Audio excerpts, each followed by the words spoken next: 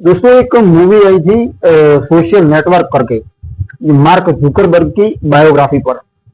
तो आज मैं फेसबुक जो मेटा के तहत आता है उसकी शुरुआत कैसे हुई और सफलता कैसे मिली, सब कुछ 10 चैप्टर की बुक है। और आज मैं आई बुक लेकर आया हूँ फेसबुक, जिसका नाम है फेसबुक।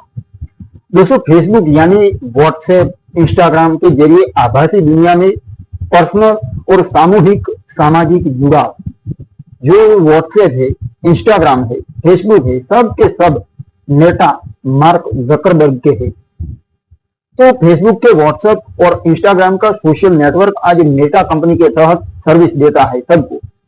लेकिन इस सोशल नेटवर्क की शुरुआत कैसे हुई? तो पहला चैप्टर है, एक कॉलेज डॉर्म रूम आता है, वहां से द फेसबुक की शुरुआत कैसे हुई।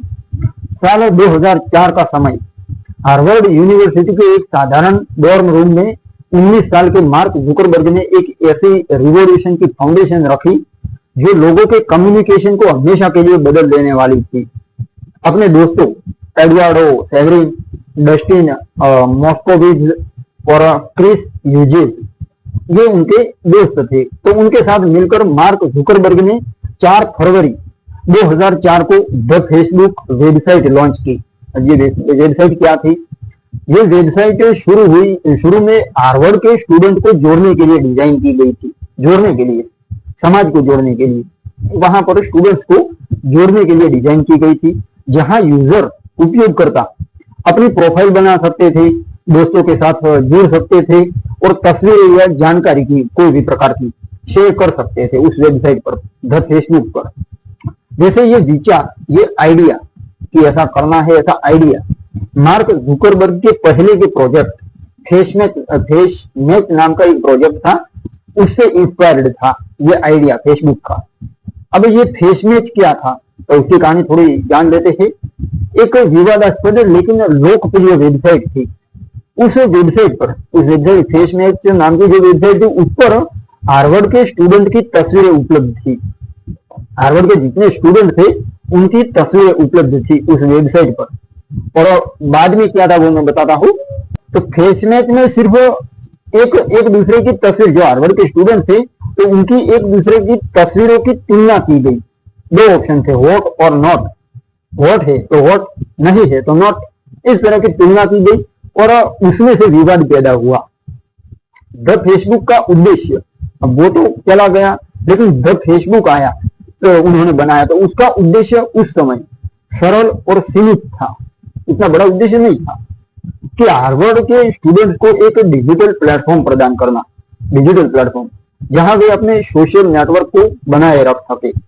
अब द फेसबुक के लॉन्च के बाद कुछ ही हफ्तों में यह हार्वर्ड का जो परिसर, कैंपस था, तो उस कैंपस में एक सनसनी की तरह बन गया दोस्तों द फेसबुक वेबसाइट, क्योंकि स्टूडेंट्स इसकी सादगी और उपयोगिता की सराहना कर रहे थे, क्योंकि ये उन्हें एक दूसरे के साथ आसानी से जुड़ने और कैंपस की एक्टिविटीज को शेयर करने की सर्विस देता था, और ये बहुत मजेदार चीज थी उनके लिए।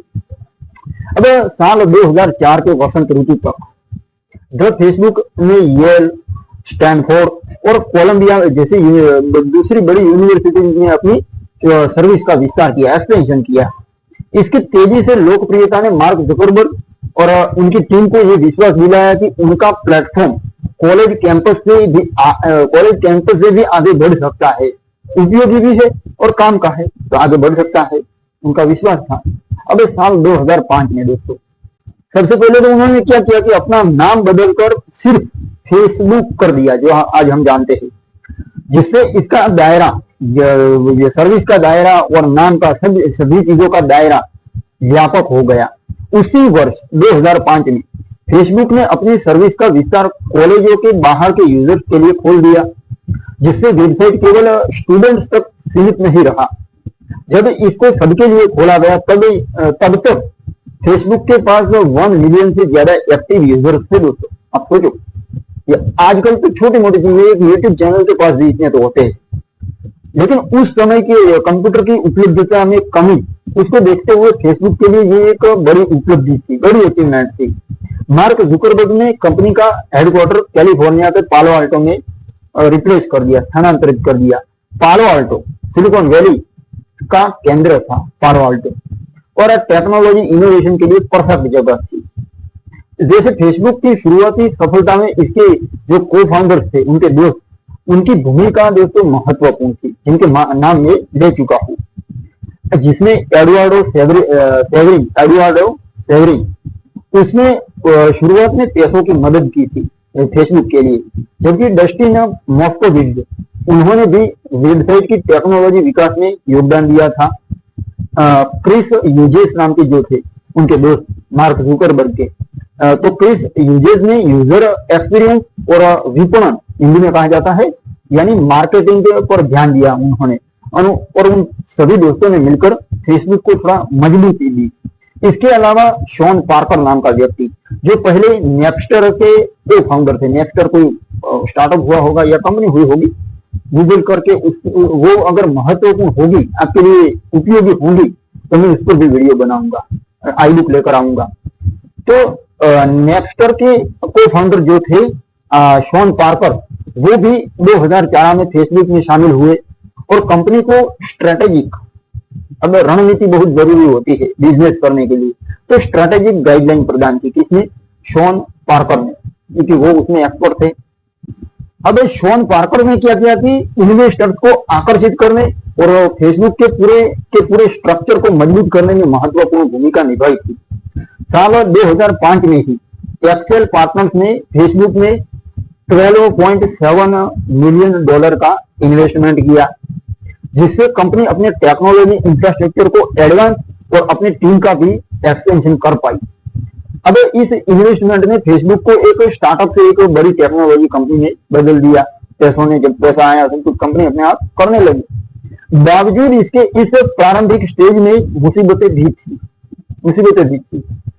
जैसे हार्वर्ड के दूसरे स्टूडेंट विंकलवोर्थ ब्रदर्स, दूसरे जो स्टूडेंट थे, उनके साथ कानूनी विवाद हुआ, जिन्होंने दावा किया, क्लेम किया कि मार्क जुकरबर्ग ने उनके आइडिया को चुराया था। फिर भी इन विवादों के बावजूद फेसबुक ने अपनी विस्तार निरंतर बनाए रखा, एक्सपेंशन जारी रखा, क्योंकि लोकप्रियता थी, यूनिक थी, तो आगे बढ़ती रही अपने आप। इस प्रकार एक कॉलेज डॉर्म से शुरू हुआ ये प्लेटफॉर्म जल्द ही वैश्विक मंच बनने की ओर आगे बढ़ने लगा था। अब तक हमने फेसबुक की साधारण शुरुआत और इसकी नींव यानी फाउंडेशन रखने वाले लोगों की कहानी देखी। अब अगले चैप्टर में हम फेसबुक के तेजी से एक्सपेंशन और इसके प्रारंभिक यानी शुरुआती इन्वेस्टमेंट पर चर्चा करेंगे, जिन्होंने इसे एक वैश्विक वर्ल्ड वाइड पावर बनाया। तो दूसरा चैप्टर फेसबुक का तेजी से एक्सपेंशन, मैंने ये नाम दिया है तेजी से एक्सपेंशन फेसबुक का।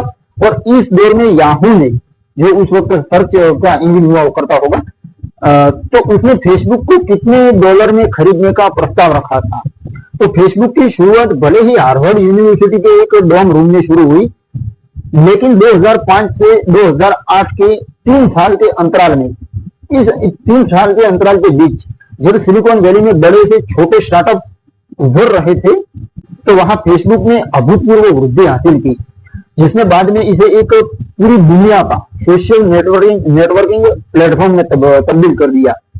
अब मार्क जुकरबर्ग, फाउंडर फेसबुक के, और उनकी टीम जो थी, उसने टेक्नोलॉजी इनोवेशन, स्ट्रेटेजिक इन्वेस्टमेंट और यूजर पर केंद्रित फीचर्स अपनी साइट के, इन सब के माध्यम से फेसबुक को कॉलेज कैंपस से बाहर एक व्यापक यूजर कंज्यूमर बेस तक पहुंचाया उन्होंने।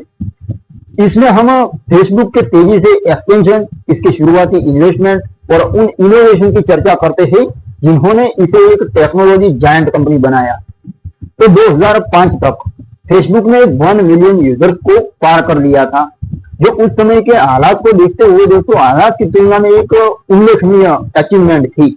कंपनी ने अपने प्लेटफॉर्म को कॉलेजों से बाहर हाई स्कूल स्टूडेंट्स और फिर सामान्य जनता के लिए खोल दिया। इस एक्सपेंशन ने फेसबुक के यूजर्स और कंज्यूमर आधार को तेजी से बढ़ाया, बहुत बड़ा 1 मिलियन से भी पार कर गया कंज्यूमर बेस। तो मार्क जुकरबर्ग ने कंपनी का मुख्यालय पालो आल्टो कैलिफोर्निया सिलिकॉन वैली में रिप्लेस कर दिया, स्थानांतरित कर दिया था, वो मैं आगे बता चुका हूं। अब आगे जहां सिलिकॉन वैली का नवीनतम टेक्नोलॉजी कल्चर ने फेसबुक को इनोवेशन के लिए इंस्पायर किया। इसी दौरान शॉन पार्कर जो गाइडर थे फेसबुक के, उनकी स्ट्रैटेजी एडवाइजरी ने फेसबुक को इन्वेस्टर्स के लिए एक आकर्षक कंपनी बना दिया। उन्होंने कंपनी का लोगो फोटो सब कुछ, पॉलिसी और यूजर फ्रेंडली बिल्कुल अच्छा प्लेटफॉर्म बनाकर लोगों को दिखाने के लिए रख दिया, ताकि जो इन्वेस्टर थे वो आकर्षित हुए कि इसमें कुछ तो है, ये आगे जाके हमें प्रॉफिट देगा। तो इस तरह उन्होंने अट्रैक्टिव इन्वेस्टमेंट के लिए फेसबुक को तैयार कर लिया स्ट्रैटेजिक एडवाइजरी के जरिए। तो साल 2005 में एक्सेल पार्टनर्स ने फेसबुक में 12.7 मिलियन डॉलर का इन्वेस्टमेंट किया, जिसने कंपनी को अपने सर्वर का जो इंफ्रास्ट्रक्चर उनका था उसको एडवांस करना और अधिक कर्मचारियों को नियुक्त करने के लिए करके आगे बढ़ने का अवसर दिया। इन्वेस्टमेंट के कारण पैसे आए तो आगे बढ़ने का अवसर मिला। साल 2006 में फेसबुक ने 27.5 मिलियन डॉलर की एक और फंडिंग राउंड हासिल की। इतना फंड लिया उन्होंने, जिसमें ग्रेलोक पार्टनर्स पहला, मेरिटेक कैपिटल, इन दोनों ने इन तरह के इन्वेस्टर ग्रुप शामिल थे। उन्होंने ये फंडिंग की थी फेसबुक को 27.5 मिलियन डॉलर। तो इन सारे इन्वेस्टमेंट के कारण ही फेसबुक दोस्तों अस्तित्व में आया। तो इन सारे इन्वेस्टमेंट ने फेसबुक को अपनी टेक्नोलॉजी और बड़े पैमाने पर संचालन का, अब छोटे पैमाने पर सब एक दुकान सब लोग चला सकते हैं, लेकिन बहुत बड़ा प्लेटफॉर्म उसको संचालन करने की क्षमता हासिल करने का अवसर दिया फेसबुक को। इन सारे इन्वेस्टमेंट ने टेक्नोलॉजी एडवांस की और बड़े पैमाने पर संचालन करने की क्षमता हासिल की। उसी वर्ष एक मोड़ आया था जब याहू ने फेसबुक को 1 बिलियन कंप्लीट खरीदने की पेशकश की, लेकिन मार्क जुकरबर्ग ने इसे ठुकरा दिया, क्योंकि मार्क को पूरा विश्वास था कि फेसबुक का भविष्य और उसका वैल्यू इससे कहीं बड़ा है, 1 बिलियन से भी ज्यादा है। तो साल 2006 में फेसबुक ने एक ऐसा फीचर पेश किया जिसने पूरी की पूरी सोशल नेटवर्किंग को हमेशा के लिए बदल दिया दोस्तों। वो क्या था? और वो था न्यूज फीड का फीचर। तो आज भी होगा, मैं फेसबुक यूजर उतना नहीं, मैं तो यूट्यूब का दोस्तों। तो ये फीचर यूजर्स को उनके दोस्तों की एक्टिविटी जैसे पोस्ट, फोटो और स्टेटस अपडेट को एक दूसरे से परिचित, मतलब अपडेट रखने के लिए ये फीचर दिया था उन्होंने, न्यूज फीड का फीचर। अब मैं आगे थोड़ा डिटेल में जाता हूँ। तो ये जो 2006 में उन्होंने न्यूज फीड का फीचर दिया था, उसमें पोस्ट, फोटो, स्टेटस अपडेट को एक सेंट्रलाइज फीड में, यानी एक फीड में देखने की सुविधा देता था फेसबुक। सबकी एक्टिविटी पब्लिक की शायद की जाती होंगी, जहां पर लोग जो पोस्ट करते हैं वो वहां पर एक ही फीड में, न्यूज फीड में दिखाता था, जिसमें न्यूज, जैसे कि मैंने फोटो अपलोड किया, किसी दूसरे ने किया, तो वो होता रहता है इस फीड में। एक फ्रेंड का आता है, एक वो आता है, एक लाइव का आता है। तो सारे कई प्रकार के फीचर दिए हैं उन्होंने। अब शुरू में न्यूज फीड को यूजर्स ने कुछ आलोचना भी मिली थी, क्योंकि इसमें प्राइवेसी से रिलेटेड चिंताएं उठाई यूजर्स ने कि प्राइवेसी का क्या होगा, डेटा का क्या होगा हमारे। फिर भी फेसबुक ने यूजर्स ये जो रिएक्शन आया आलोचना का, तो उसको सुनकर प्राइवेसी सेटिंग को बेहतर बनाया, जिसने बाद में न्यूज फीड को व्यापक रूप से लोकप्रिय बना दिया। आलोचना मिली लेकिन फिर भी उन्होंने बेहतर बनाया, जिससे ये व्यापक रूप से लोकप्रिय बन गया। अभी शायद एक मेरा बगल में, मतलब पीछे तो नहीं रहता है लेकिन बगल में ही रहता है दोस्त, वो न्यूज फीड में तो सर्फिंग करता रहता है। तो न्यूज चैनल होते हैं, वो लोग वहां पर जो डालते हैं मटेरियल कचरा वो देखता है। तो इस प्रकार के इनोवेशन ने फेसबुक को एक गतिशील प्लेटफॉर्म बनाया। ऐसा नहीं, गतिशील, स्पीड से एक्सटेंशन करने वाला प्लेटफॉर्म, जो वास्तविक समय में सामाजिक जुड़ाव को बढ़ावा देता था। सामाजिक जुड़ाव यानी समाज आभासी दुनिया में जुड़ती थी तो उसको बढ़ावा देता था, इसलिए ये इम्पोर्टेंट था। साल 2007 में फेसबुक ने फेसबुक प्लेटफॉर्म लॉन्च किया। अब ये क्या था? तो इसमें थर्ड पार्टी डेवलपर्स, उनको फेसबुक पर एप्लीकेशन बनाने की सुविधा दी उन्होंने, फेसबुक वालों ने, मार्क जुकरबर्ग ने। इससे गेम, क्विज और दूसरे इंटरेक्टिव फीचर्स फेसबुक प्लेटफॉर्म पर उभरने लगे, जिसने यूजर्स के सामाजिक जुड़ाव को और भी बढ़ा दिया। उसी वर्ष 2006 में माइक्रोसॉफ्ट ने फेसबुक में 240 मिलियन डॉलर का इन्वेस्टमेंट किया, क्योंकि उन्होंने भी कुछ रोटी देखी होगी, रोजी रोटी, तभी उन्होंने 240 मिलियन डॉलर इन्वेस्टमेंट किया बिल गेट्स ने माइक्रोसॉफ्ट में। तो और इसने फेसबुक की वैल्यूएशन को, जो माइक्रोसॉफ्ट ने जब इन्वेस्टमेंट किया तो इसकी फेसबुक की वैल्यूएशन $15 बिलियन तक पहुंच गई, बहुत अभूतपूर्व। तो माइक्रोसॉफ्ट के इस इन्वेस्टमेंट ने फेसबुक को वैश्विक विस्तार के लिए पर्याप्त संसाधन प्रदान किए।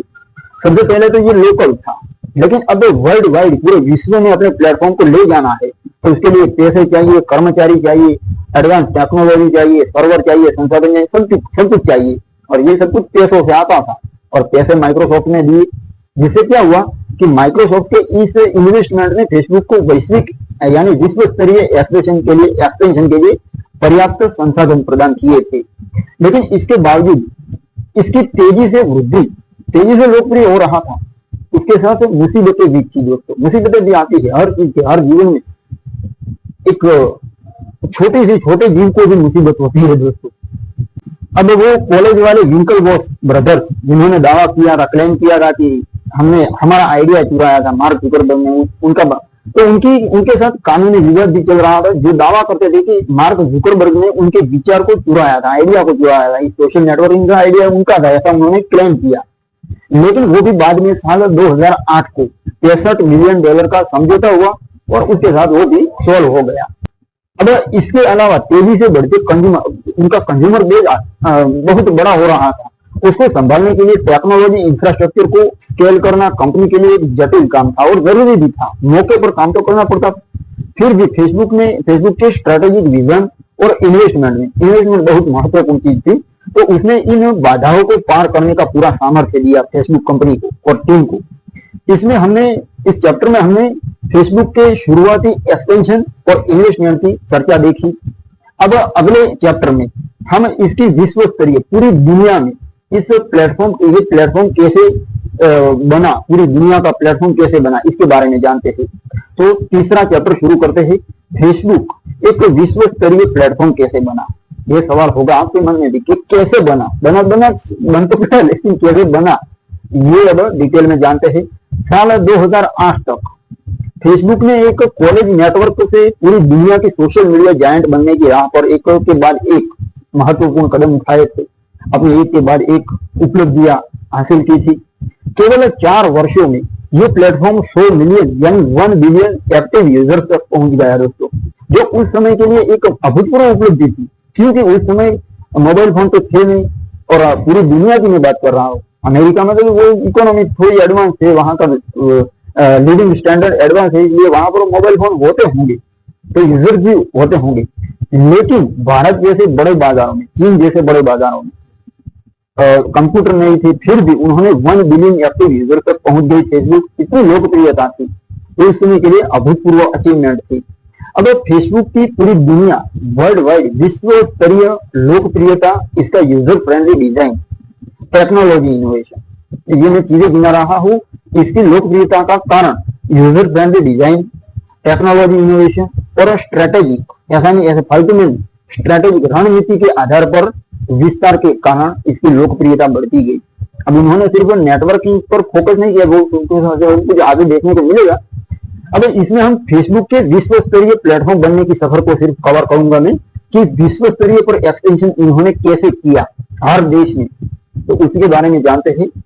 तो इसके उल्लेखनीय इनोवेशन और भारत जैसे उभरते बाजारों में इसके प्रभाव की बात करते हैं। तो 2007 में लॉन्च हुआ ये फेसबुक प्लेटफॉर्म डेवलपर्स के लिए एक गेम चेंजर था, जो डेवलपर्स थे उनके लिए।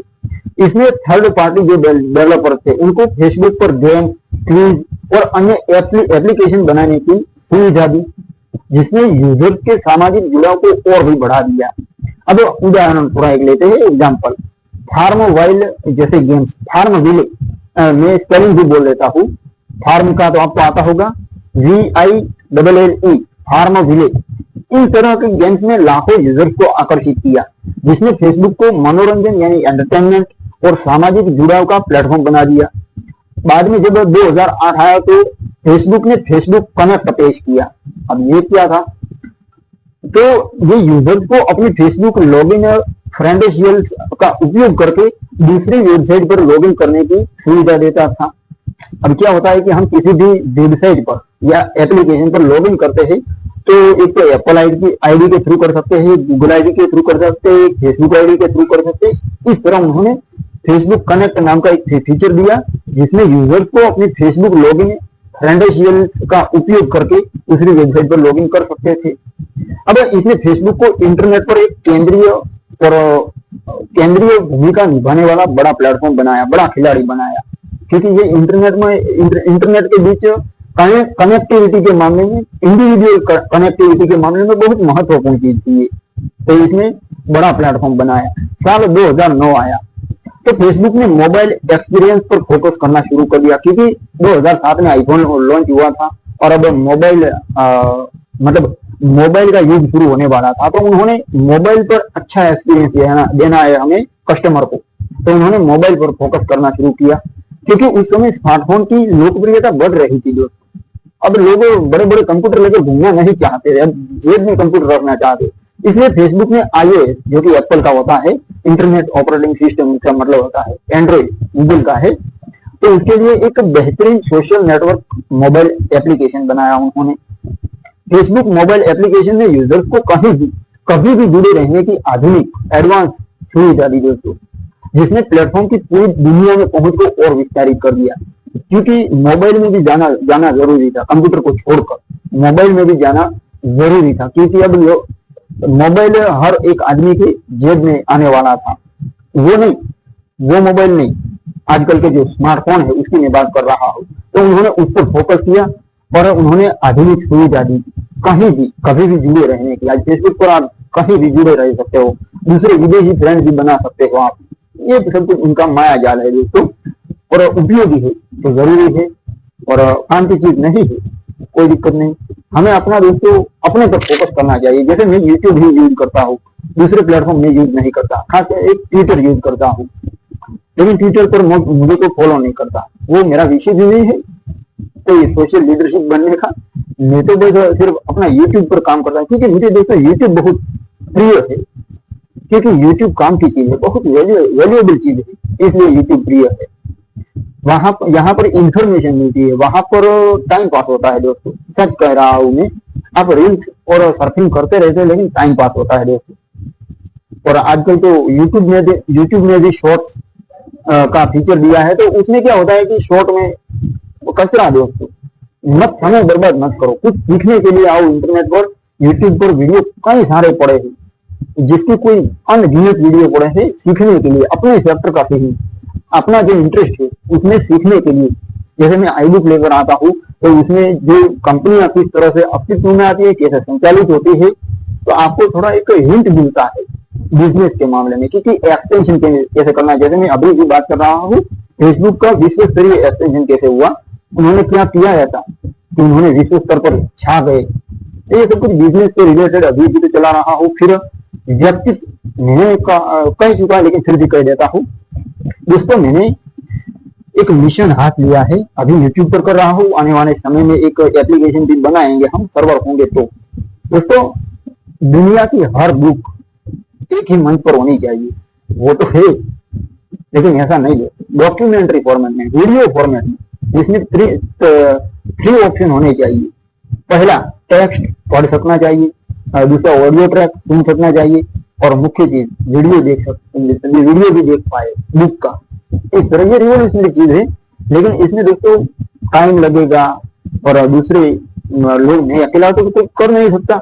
इसलिए आगे जैसे भगवान की मर्जी आगे होगा तो ऑडियो, वो क्या कहते हैं, मैंने उसको आई बुक नाम दिया है, इसलिए मैं अब आई बुक शुरू की है। अब मैं कंपनीज पर फोकस कर रहा हूँ, जिसमें हर देश की टॉप 100 कंपनीज पर वीडियोज लेकर आऊंगा, प्रभावशाली कंपनीज पर, जिन्होंने इकोनॉमी में अच्छा और समाज में अच्छा योगदान दिया है। ऐसी कंपनीज पर पुस्तकें लेकर आऊंगा, आई बुक लेकर आऊंगा। तो आप जुड़े रहना। और इसके बाद, इस मिशन के खत्म होने के बाद, इस योजना के खत्म होने के बाद मैं बायोग्राफी सीरीज शुरू करूंगा। अब बिजनेस के लिए तो आपको अच्छा एनवायरमेंट मिल जाएगा, क्योंकि शायद 30,000 से भी ज्यादा आई बुक आपको मिलेंगी कंपनीज पर, फिर 50,000 से भी ज्यादा बायोग्राफी मिलेंगी, जिससे आपका व्यक्तित्व निर्माण होगा। बस आपके लिए दोस्तों मेहनत कर रहा हूं, और जुड़े रहना। तो अब वापस आते हैं, उन्होंने एक्सटेंशन कैसे किया, उस पॉइंट को भूलना मत। मैंने तीसरा चैप्टर शुरू किया वो, तो वेबसाइट पर लॉगिन करने की उन्होंने कनेक्ट वाली सुविधा दी थी, तो इससे क्या हुआ कि दूसरी वेबसाइट पर जाने के लिए जब आदमी लॉग इन करता है तो फेसबुक आईडी मांगता है, या तो गूगल या एप्पल आईडी। तो इन्होंने फेसबुक को एक सेंटर में रखने की कोशिश की कि दूसरी वेबसाइट पर जाए तब भी फेसबुक दिखनी चाहिए। ये उनका खेल था दोस्तों। अब इसने फेसबुक को इंटरनेट पर एक केंद्रीय पहचान और केंद्रीय रोल निभाने वाला बड़ा प्लेटफॉर्म बनाया। जैसा मैंने कहा उसी तरह साल 2009 में फेसबुक ने मोबाइल के लिए शुरू किया और इस तरह मोबाइल में जाकर एप्लीकेशन का एक्सपीरियंस बेहतर बनाया उन्होंने, जिससे पूरी दुनिया की जेब में पहुंच गई फेसबुक। अब 2007 में आईफोन लॉन्च होने के बाद 2010 तक स्मार्टफोन रिवॉल्यूशन शुरू हो चुका था।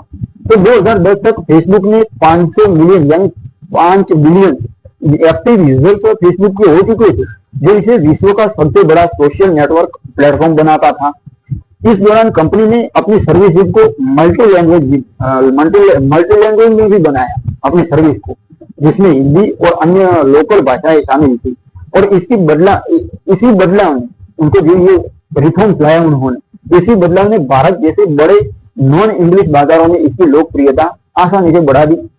भारत में फेसबुक ने इंटरनेट की बढ़ती पहुंच के साथ, इंटरनेट की जैसे जैसे बढ़ती थी पहुंच, उसके साथ साथ तेजी से लोकप्रियता हासिल की। साल 2010 तक भारत में फेसबुक के लगभग 8 मिलियन, कितने 8 मिलियन, 1 मिलियन मतलब 10 लाख यानी 80 लाख एक्टिव यूजर्स हो चुके थे, जो मोबाइल इंटरनेट और सस्ते स्मार्टफोन की उपलब्धता सस्ते स्मार्टफोन की अवेलेबिलिटी के कारण तेजी से बढ़ रहा था। और आज तो सबके पास स्मार्टफोन है, इसलिए फेसबुक सबकी जेब में है। तो फेसबुक ने भारतीय यूजर्स के लिए लोकल लैंग्वेज वाले इंटरफेस, जो ग्राफिकल इंटरफेस उनका आता है वो लोकल लैंग्वेज में उन्होंने बनाया। और सामग्री यानी जो मटेरियल प्रदान की उन्होंने, जिसने फेसबुक को ग्रामीण और शहरी दोनों क्षेत्रों में लोकप्रिय बनाया। था नहीं कि शहरों में ही फेसबुक यूज करते हैं, आजकल तो फार्मर भी फेसबुक यूज करते हैं। अब एग्जाम्पल थोड़ा लेते हैं। भारतीय यूजर फेसबुक पर परिवार, दोस्तों और खासकर अपने जातीय समुदायों के साथ जुड़ने के लिए इसका उपयोग करते थे। साथ ही लोकल बिजनेस और सामाजिक समूहों को यानी सोशल ग्रुप्स होते हैं, उनको बढ़ावा देने के लिए भी फेसबुक का उपयोग होता है। दूसरी चीज इलेक्शन में, उसमें भी फेसबुक का यूज होता है, क्योंकि ये सोशल नेटवर्किंग सामाजिक जुड़ाव की साइट है, इसलिए इसका उपयोग होता है दोस्तों। जिसमें हमारे भारत में तो जातिवाद थोड़ा मन में है, नहीं होना चाहिए, लेकिन जातिवाद इसलिए अपनी कम्युनिटी बनती है और इसलिए फ्रेंड बनाते हैं और उसमें बस टाइम वेस्ट करते रहते हैं दोस्तों। जो काम की चीजें वो देखो, ऐसे ही रील्स देखकर मनोरंजन मत करो दोस्तों। सच कह रहा हूँ, समय बर्बाद हो रहा है और समय बहुत सी वैल्यूएबल चीज है, उनको तो पैसा मिल रहा है, इसलिए वो तो आपको जो बाता है वो आपको वो देते हैं, इसलिए वो सब कुछ अपनाने की कोई जरूरत नहीं। ये जो यूट्यूब में शॉर्ट्स फीड दिया, ये भी दोस्तों बहुत जरूरी नहीं था। आज इसका उपयोग क्या हो रहा है पता है? आर्टिफिशियल इंटेलिजेंस के जरिए बहुत बड़ी बड़ी हस्तियां होती है, उनके कॉमेडी वीडियोस बनाते हैं लोग, दुरुपयोग हो रहा है। उदाहरण के लिए भारत में परिवार, दोस्त, खासकर अपने जातीय समुदायों के साथ जुड़ने के लिए उपयोग होता है। दूसरा लोकल बिजनेस, ये तो थोड़ा अच्छा है, बिजनेस में किसी को फायदा होता है तो वो अच्छा है। तो सामाजिक समूहों को बढ़ावा देने के लिए भी फेसबुक का उपयोग शुरू किया गया। जैसे फेसबुक की विश्व स्तर की पूरी दुनिया में सफलता में इसकी एडवर्टाइजमेंट स्ट्रेटेजी में भी बहुत महत्वपूर्ण भूमिका निभाई थी। तो उन्होंने साल 2007 में फेसबुक ने एड्स का शुरू किया, एडवर्टाइजमेंट शुरू किया, जिससे उनकी कमाई होने लगी। तो उन्होंने एड्स में बिजनेसेस को टारगेटेड ऑडियंस तक पहुंचाने की महत्वपूर्ण फीचर दिया। और अब बिजनेस में मार्केटिंग भी आसानी से हो गया, क्योंकि अब कम्युनिटी बनती है। जैसे कि कोई सबमर्सिबल ट्यूबवेल के लिए सबमर्सिबल मोटर बेचता है, तो वो अपनी फेसबुक के ऊपर मार्केटिंग कर सकता है। अपना WhatsApp number, Twitter, social networking के लिए बिजनेस या व्यक्तिगत सभी के लिए सोशल नेटवर्क के लिए ये एक प्रकार का महत्वपूर्ण प्लेटफॉर्म बन जाता है यहाँ पर। तो कई लोग क्या करते हैं कि अपने फेसबुक के ऊपर पेज बनाते हैं अपना, और वहां पर अपनी प्रोडक्ट रखते हैं जो वायरल होती है, ऐसे जैसे करके अपनी बिक्री बढ़ती है, सेल बढ़ता है। तो इसलिए बिजनेस के लिए तो महत्वपूर्ण है और मार्केटिंग आसानी से हो जाता है मुफ्त में। अब साल 2010 तक फेसबुक का एड बेस्ड रेवेन्यू यानी एडवर्टाइजमेंट के जरिए मिलने वाला रेवेन्यू 2 बिलियन तक दोस्तों पहुंच गया कंपनी का, फेसबुक का। और कंपनी अपने आप फाइनेंशियल रूप से मजबूत होने लगी थी। इस प्रकार फेसबुक को मुफ्त में अपनी सर्विस प्रोवाइड करने के साथ साथ टेक्नोलॉजी इनोवेशन में पैसे निवेश करने का पर्याप्त सामर्थ्य दिया। अब उन्होंने मुफ्त में सर्विस तो दे रहे थे, लेकिन उनको $2 बिलियन का रेवेन्यू मिला एडवर्टाइजमेंट के माध्यम से, तो उनको अपनी टेक्नोलॉजी इनोवेशन में इन्वेस्टमेंट करने के लिए उन्होंने इन पैसों को उपयोग किया और टेक्नोलॉजी को एडवांस किया। आगे मैं बता रहा हूँ आपको फेसबुक के पास क्या क्या है। वर्चुअल रियलिटी और ऑगमेंटेड रियलिटी वो डिवाइसेस बना रहे हैं, जिसमें बिल्कुल बदलने वाला है, रिवॉल्यूशन लेकर आ रही है फेसबुक दोस्तों, जो मैं आगे बताता हूँ अगले चैप्टर में। इन सब के बावजूद दोस्तों ये सब कुछ पैसा आया, $2 बिलियन का उनको एडवर्टाइजमेंट से रेवेन्यू मिला, साथ ही साथ उन्होंने टेक्नोलॉजी इनोवेशन में पैसे इन्वेस्ट किए और उनके पास सामर्थ्य था अब आगे बढ़ने का। इन सब के बावजूद विश्व स्तरीय एक्सपेंशन के साथ मुसीबतें भी थी, जिसमें प्राइवेसी से रिलेटेड मुश्किलें, ये सबसे आम बात थी प्राइवेसी की। ये सब विशेष रूप से न्यूज फीड और फेसबुक कनेक्ट जैसे फीचर्स देने के बाद ज्यादा से ज्यादा बढ़ने लगी प्राइवेसी की चिंताएं। फेसबुक यूजर्स ने डेटा शेयर करने पर सवाल उठाए। अब जिसके जवाब में फेसबुक ने जिम्मेवारी के साथ प्राइवेसी सेटिंग को और ट्रांसपेरेंट बनाया, कांच जैसा पारदर्शी बनाया। इसके अलावा उस वक्त विभिन्न देशों में सांस्कृतिक यानी कल्चरल और नियामक यानी रेगुलेटरी मतभेद और समस्याओं को संबोधित करना कंपनी के लिए एक जटिल काम था उस वक्त। फिर भी फेसबुक अपनी फ्रेंडलीनेस और यूजर केंद्रित दृष्टिकोण के कारण कंपनी इन बाधाओं को पार करने में सफल रही थी। तो इसे तीसरे चैप्टर में हमने फेसबुक के विश्व स्तरीय एक्सपेंशन, कैसे उन्होंने विश्व स्तरीय प्लेटफॉर्म बनाया और उनके महत्वपूर्ण मुद्दों के बारे में हमने विस्तृत रूप से डिटेल में जाकर चर्चा की। और अगले अध्याय में हम इसके स्ट्रेटेजिक एक्विजिशन और डाइवर्सिफिकेशन पर चर्चा करेंगे, क्योंकि उन्होंने सिर्फ फेसबुक से काम होने वाला नहीं था, दूसरे जायंट बन रहे थे, सोशल नेटवर्किंग बन रहे थे, लेकिन उन्होंने क्या किया, ये बहुत बड़ी मछली थी फेसबुक, तो उन छोटी मछलियों को निगल गया इंस्टाग्राम, फेसबुक और वो सब कुछ, वो मैं अब चौथे चैप्टर में बताऊंगा। तो इन सारी स्ट्रेटेजिक एक्विजिशन यानी खरीदी उन्होंने की फेसबुक ने उनको वो क्या इंस्टाग्राम को खरीद लिया, ये व्हाट्सएप को खरीद लिया, इस तरह उन्होंने कई प्रकार की कंपनी को खरीद लिया जो उनको लगता था कि आगे जाकर ये रोड़ा बनने वाली है हमारे रास्ते में, तो उनको खरीद लिया। अब दोस्तों चौथे चैप्टर शुरू करते हैं। तो अब चौथे अध्याय में चैप्टर में जानते हैं, एक समय याहू ने फेसबुक को खरीदने का ऑफर दिया था, लेकिन बाद में फेसबुक ने कितनी कंपनियां खरीदी ये जानते हैं। तो फेसबुक की वैश्विक यानी पूरी दुनिया में सफलता के पीछे इसकी स्ट्रैटेजिक दूरदर्शिता और साहसिक एक्विजिशन की महत्वपूर्ण भूमिका रही थी। साल 2010 तक फेसबुक एक सोशल नेटवर्किंग प्लेटफॉर्म की दुनिया में लीडर बन चुका था, लेकिन मार्क जुकरबर्ग और उनकी टीम ने कंपनी को केवल एक सोशल मीडिया प्लेटफॉर्म तक सीमित नहीं रखा। इसके बजाय उन्होंने स्ट्रैटेजिक एक्विजिशन के माध्यम से फेसबुक के पोर्टफोलियो को डाइवर्सिफाइड किया, जिसने इसे सोशल मीडिया, मैसेजिंग और उभरती टेक्नोलॉजी में एक जायंट कंपनी बना दिया। अब इस चैप्टर में देखो हम फेसबुक के बड़े एक्विजिशन यानी बड़ी कंपनियों को जो खरीदी थी उसको विशेष रूप से इंस्टाग्राम और वो व्हाट्सएप और उनके प्रभाव की चर्चा करते हैं। उन्होंने जो खरीदा उनका भी प्रभाव है, और फेसबुक जो मेटा है, आज मेटा के तहत आता है मेटावर्स, तो उन सारे कुल मिलाकर फेसबुक यानी मेटा कंपनी जो मेटा के तहत आता है, तो मेटा कंपनी का प्रभाव इसमें व्हाट्सएप, इंस्टाग्राम, फेसबुक ये सब आ जाता है, वो ट्विटर नहीं आता है, तो उनके प्रभाव की भी चर्चा करते हैं। 2012 में फेसबुक ने इंस्टाग्राम को $1 बिलियन में खरीद लिया, जो उस समय एक छोटा लेकिन तेजी से बढ़ता फोटो शेयरिंग एप्लीकेशन था। इंस्टाग्राम जिसे 2010 में केविन सिस्ट्रोम और माइक क्राइगर ने लॉन्च किया था, और उन्होंने अपनी दृश्य केंद्रित विशेषता जिसमें यूनिकनेस क्या थी कि दृश्य यानी फोटो सेंट्रलाइज्ड, उनकी यूनिकनेस के कारण यंगस्टर्स कम्युनिटी जो युवा लोग थे उनको आकर्षित किया था अपने इंस्टाग्राम के जरिए। तो इंस्टाग्राम एक्विजिशन के समय इंस्टाग्राम के पास 30 मिलियन यूजर थे उस वक्त जब फेसबुक ने इंस्टाग्राम को खरीदा था। तो इंस्टाग्राम को खरीदने के बाद भी फेसबुक ने इंस्टाग्राम को स्वतंत्र रूप से ऑपरेट करने की स्ट्रेटेजी अपनाई, लेकिन अपने संसाधनों और टेक्नोलॉजी इंफ्रास्ट्रक्चर का उपयोग करके इसे बड़े पैमाने पर स्केल भी किया। अब साल 2018 तक इंस्टाग्राम के 1 बिलियन मंथली सालाना में महीने के एक्टिव यूजर हो गए, जिसमें जिसमें ज्यादातर लड़के लड़कियां, यंगस्टर जो युवा है वो। तो ये फेसबुक की एड्स इनकम का एक बड़ा सोर्स बन गया, इनकम का एक सोर्स बन गया, एड्स रेवेन्यू जनरेट होने लगा। अब भारत में इंस्टाग्राम ने विशेष रूप से यंगस्टर जो युवा है उनके और प्रभावशाली यानी इन्फ्लुएंसर के बीच लोकप्रियता हासिल की।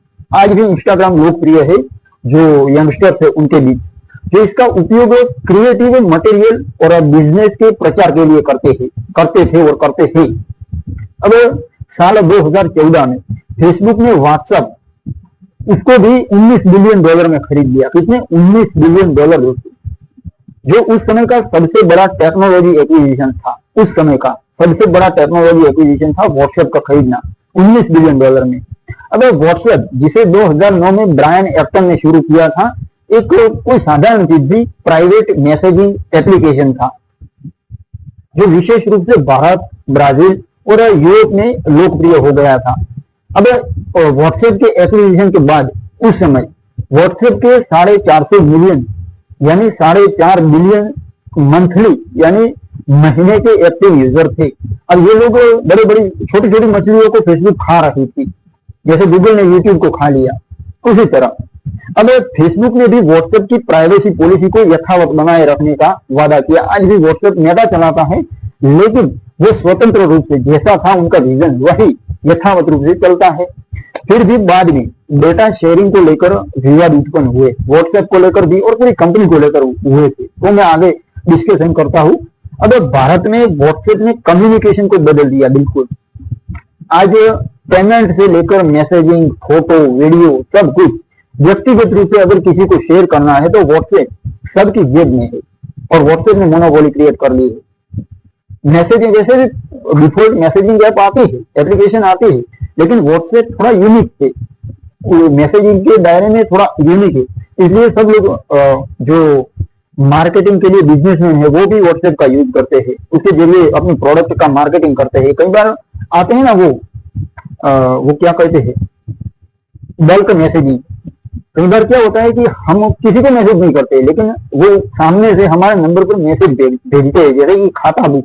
शायद आपको इसी चीज में हैरान किया होगा, खाता बुक का अपने आप मैसेज आ जाता है कि यूज करो, लोन लो, ऐसे ऐसे मैसेज आते हैं। इस तरह बिजनेसमैन इस तरह व्हाट्सएप का यूज करते हैं और कस्टमर ढूंढते हैं। इसलिए भारत में इसका उपयोग क्रिएटिव मटेरियल और बिजनेस के प्रचार के लिए किया जाता था। अब साल 2014 में फेसबुक ने व्हाट्सएप को 19 बिलियन में खरीद लिया, जो उस समय टेक्नोलॉजी का सबसे बड़ा एक्विजिशन था। अब भारत में व्हाट्सएप ने कम्युनिकेशन को बिल्कुल रिवॉल्यूशन कर दिया, बदल दिया। कम्युनिकेशन मतलब वो उस समय फोन पर बात करते थे, आज व्हाट्सएप पर सब कुछ होने लगा है, जहां व्हाट्सएप व्यक्तिगत, पर्सनल और व्यावसायिक मैसेजिंग के लिए एक लोकप्रिय प्लेटफॉर्म बन गया। साल 2025 तक, जिस साल में मैं ये वीडियो बना रहा हूं, भारत में व्हाट्सएप के 500 मिलियन यानी 5 बिलियन यानी 50 करोड़ से ज्यादा यूजर थे। आप सोचो, और वहां पर कोई एड नहीं चलते हैं, लेकिन वो किस तरफ कमाते वो आगे होगा, उल्लेख होगा पुस्तक में, तो बताऊंगा। बाकी इन सारे सोशल मीडिया का इनकम का मेजर सोर्स एडवर्टाइजमेंट होता है, और कई बार वो लोग प्रीमियम बनाते हैं तो उसमें चार्ज देना पड़ता है। जैसे कि यूट्यूब में आया है ना, अगर आप 150 रुपया चार्ज देते हो तो आपके प्लेटफॉर्म पर एडवर्टाइजमेंट नहीं आएंगे जो आपको परेशान करते हैं। जैसे आप वीडियो स्टार्ट करते हो तो एडवर्टाइजमेंट आता है और उसी के जरिए तो उनको पैसे मिलते हैं ना, और बिजनेसमैन की प्रोडक्ट का प्रचार इसी तरह होता है। तो इतना बड़ा 50 करोड़ कंज्यूमर बेस, कितना बड़ा, इसे देश का सबसे लोकप्रिय मैसेजिंग ऐप बनाता था।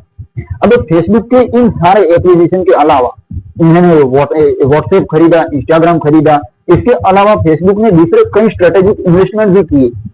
जो पैसा, जब रेवेन्यू जनरेट होने लगा, पैसा आने लगा, तो उन्होंने पैसा इन्वेस्ट करना शुरू किया।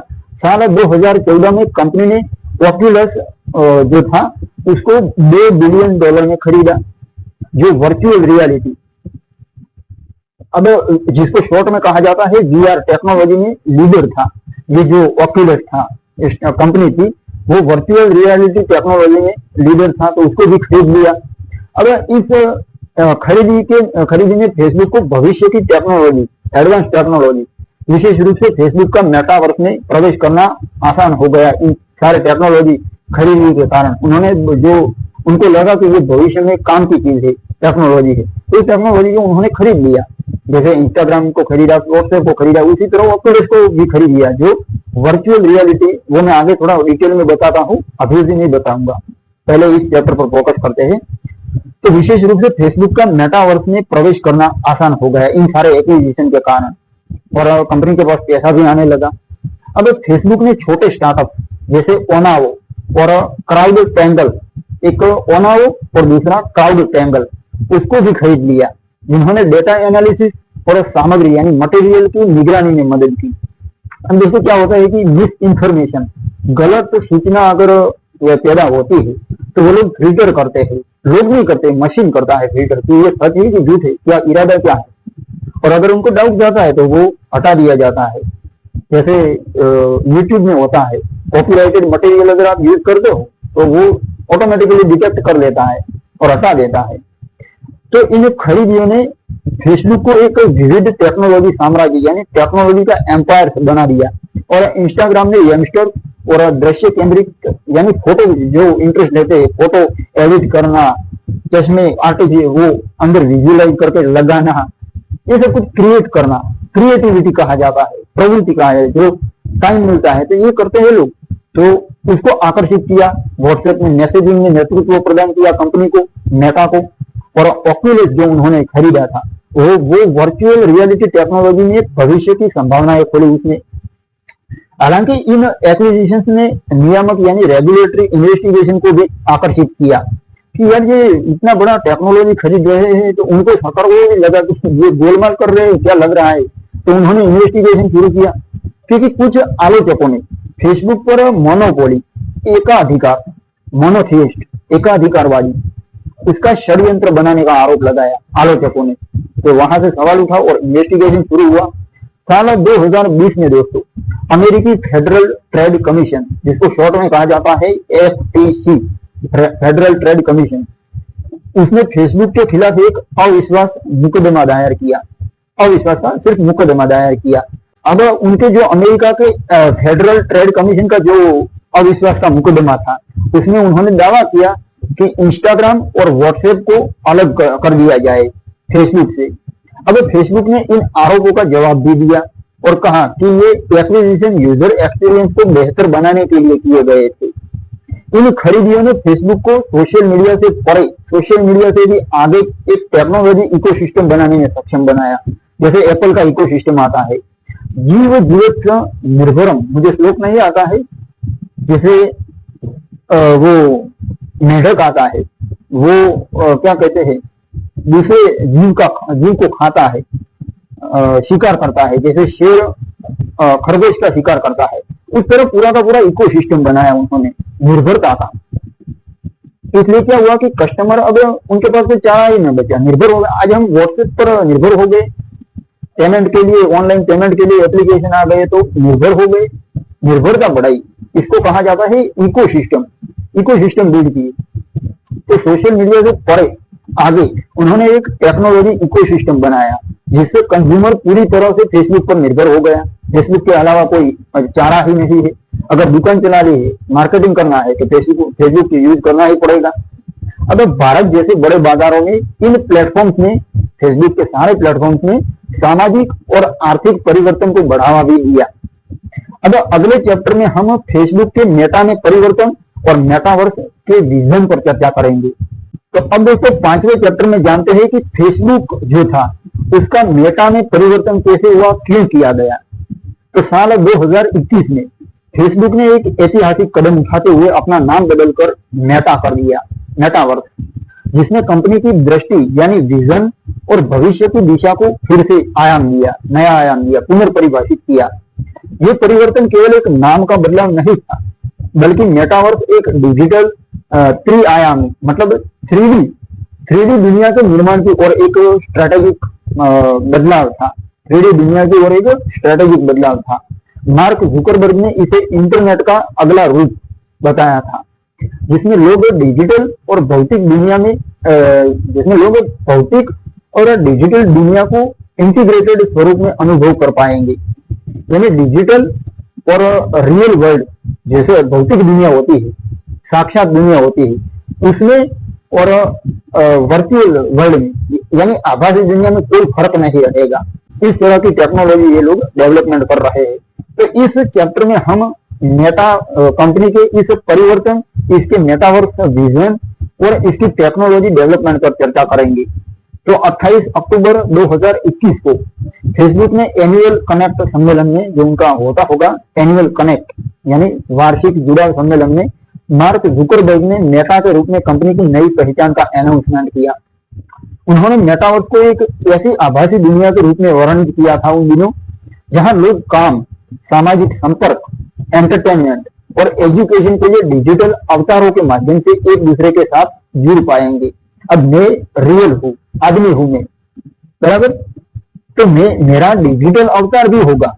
जैसे कि मैं रियल में एक आदमी हूँ, लेकिन जब यूट्यूब में जाते हो तो मैं कई बार हूं, पर वो आभासी दुनिया में मेरा अवतार है। दूसरा अवतार, आभासी दुनिया में अवतार, इसको कहा जाता है आभासी दुनिया में अवतार के रूप में इंटीग्रेटेड किया जाएगा भौतिक और आभासी वर्ल्ड को।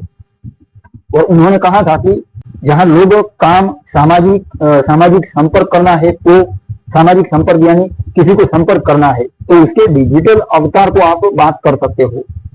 यानी वो डिजिटल आप ऐसा डिवाइस लगाया जाएगा और वो आपके सामने खड़ा होगा और आप रियलिटी में उससे बात कर पाओगे। ऐसा उन्होंने ये कर रहे हैं। आगे हम देखेंगे कि क्या कर रहे हैं ये। और मनोरंजन, शिक्षा, अब शिक्षा में क्या होता है कि हिस्ट्री, इतिहास का पाठ पढ़ाना होता है। तो इतिहास में तो हम गए नहीं, लेकिन इससे पॉसिबल हो पाएगा, हम इतिहास में जा पाएंगे और राजा महाराजाओं से मिल पाएंगे। तो उन्होंने मेटावर्स को एक ऐसी आभासी दुनिया के रूप में वर्णन किया जहां लोग काम, सामाजिक संपर्क, मनोरंजन और शिक्षा के लिए डिजिटल अवतारों के माध्यम से एक दूसरे के साथ जुड़ पाएंगे। अब इस विजन को साकार करने के लिए मेटा ने अपनी स्ट्रेटेजी को वर्चुअल रियलिटी, ऑगमेंटेड रियलिटी और आर्टिफिशियल इंटेलिजेंस पर ध्यान केंद्रित करना शुरू किया। तो कंपनी ने पहले ही 2014 में ऑक्यूलस, एक वर्चुअल रियलिटी, शॉर्ट में कहा जाता है वीआर यानी वर्चुअल रियलिटी, उस कंपनी को, ऑक्यूलस को $2 बिलियन में खरीद लिया था और यही इस परिवर्तन की फाउंडेशन बन गया। ये ऑक्यूलस का एक्विजिशन ही इस परिवर्तन का फाउंडेशन बन गया। फिर मेटा ने मेटावर्स के डेवलपमेंट के लिए भारी इन्वेस्टमेंट शुरू किया। साल 2021 में कंपनी ने अपने रियलिटी लैब्स डिवीजन, उनका है एक डिवीजन, एक डिपार्टमेंट है अलग से, जिसका नाम है रियलिटी लैब्स डिवीजन में $10 बिलियन से ज्यादा, $10 बिलियन से भी ज्यादा इन्वेस्टमेंट किया इन सारी टेक्नोलॉजी को डेवलप करने के लिए, रिसर्च करने के लिए। तो उन्होंने निवेश किया उनके लैब्स डिवीजन में, जो ये डिवीजन जो फेसबुक का है, मेटा का, अब मेटा कहेंगे हम, तो मेटा का डिवीजन वर्चुअल रियलिटी और ऑगमेंटेड रियलिटी हार्डवेयर और सॉफ्टवेयर दोनों पर काम करता है। अब ऑक्यूलस क्वेस्ट 2 एक लोकप्रिय वर्चुअल रियलिटी हेडसेट डिवाइस, जिसने यूजर्स के बीच वर्चुअल को मुख्य धारा में लाने में मदद की थी। साल 2022 में मेटा ने हॉरिजॉन वर्ल्ड लॉन्च किया। ये क्या था? एक मेटावर्स प्लेटफॉर्म जहां यूजर्स आभासी दुनिया में मिल सकते थे। हॉरिजॉन वर्ल्ड प्लेटफॉर्म के ऊपर गेम खेल सकते थे यहाँ पर, और डिजिटल इवेंट्स में भाग भी ले सकते थे। बावजूद इसके शुरुआती यूजर्स की प्रतिक्रिया, उसमें ग्राफिक्स और उपयोगिता की कमी के लिए आलोचना की गई, जिसके जवाब में मेटा कंपनी ने निरंतर रिफॉर्म्स किए। लेकिन भारत में मेटा का मेटावर्स विजन धीरे धीरे लोकप्रियता हासिल कर रहा था, भारत जैसे बड़े बाजार में। तो साल 2025 तक, जब तक मैं ये वीडियो आज आईडी लेकर आया हूँ, भारत में वीआर और एआर, वर्चुअल रियलिटी और ऑगमेंटेड रियलिटी, इन दोनों टेक्नोलॉजी का उपयोग एजुकेशन और गेमिंग में बढ़ रहा था। उदाहरण के लिए भारतीय स्कूलों में ऑक्यूलस हेडसेट जो आते हैं, उसका उपयोग करके इंटरैक्टिव हिस्ट्री और विज्ञान के पाठ पढ़ाना शुरू किया। अब अनुभव से शिक्षण देना शुरू किया। जैसे कि किसी मंदिर की यात्रा करनी है, ऐतिहासिक मंदिर की, तो आप उन डिवाइस के जरिए वर्चुअल वर्ल्ड में, रियलिटी में एक्सपीरियंस कर सकते हो। ऐसा उन्होंने वीआर और एआर टेक्नोलॉजी बनाई। अब मेटा ने भारतीय डेवलपर्स के साथ पार्टनरशिप की ताकि मेटावर्स में हिंदी और अन्य जो लोकल भाषाएं है उसमें सामग्री यानी मटेरियल डेवलप किया जा सके। इसके अलावा मेटा ने भारत में डिजिटल टैलेंट ट्रेनिंग प्रोग्राम, उन्होंने ये प्रोग्राम शुरू किए जो मेटावर्स पर आधारित टेक्नोलॉजी में युवाओं को ट्रेन करते थे। जो वो लोग टेक्नोलॉजी बना रहे थे उसके लिए वो बंदे तैयार कर रहे थे, ट्रेन कर रहे थे। उन्होंने टैलेंट ट्रेनिंग प्रोग्राम शुरू किया भारत में। हालांकि फेसबुक का मेटा में परिवर्तन मुसीबतों से मुक्त नहीं था दोस्तों। मेटावर्स में भारी इन्वेस्टमेंट के कारण कंपनी को फाइनेंशियल दबाव का भी सामना करना पड़ा था, क्योंकि $10 बिलियन से भी ज्यादा उन्होंने इन्वेस्टमेंट किया। अब साल 2022 में रियलिटी लैब्स, उनकी जो डिवीजन है, उसमें $13.7 बिलियन का नुकसान दर्ज किया गया था दोस्तों। नुकसान भी हुआ था क्योंकि दाव लगाया लेकिन सफल हुआ तो वापस मिलेगा, बाकी गया। इसलिए उनको $13.7 बिलियन का नुकसान दर्ज किया गया, जिसमें इन्वेस्टर के बीच चिंता बढ़ गई कि भैया यहाँ तो कुछ मिलने वाला नहीं है और ऐसे में पैसे बेकार हो रहे हैं। इसके अलावा प्राइवेसी यानी प्राइवेसी का मतलब क्या है?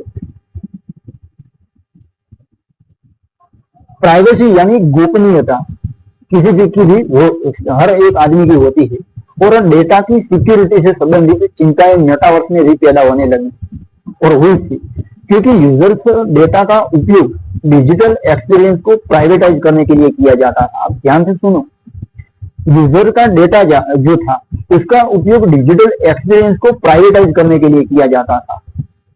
अब मेटा ने इन चिंताओं को, इन मुसीबतों का जवाब देने के लिए अपनी प्राइवेसी पॉलिसी को मजबूत किया और यूजर्स कंट्रोल को और ज्यादा बढ़ाया।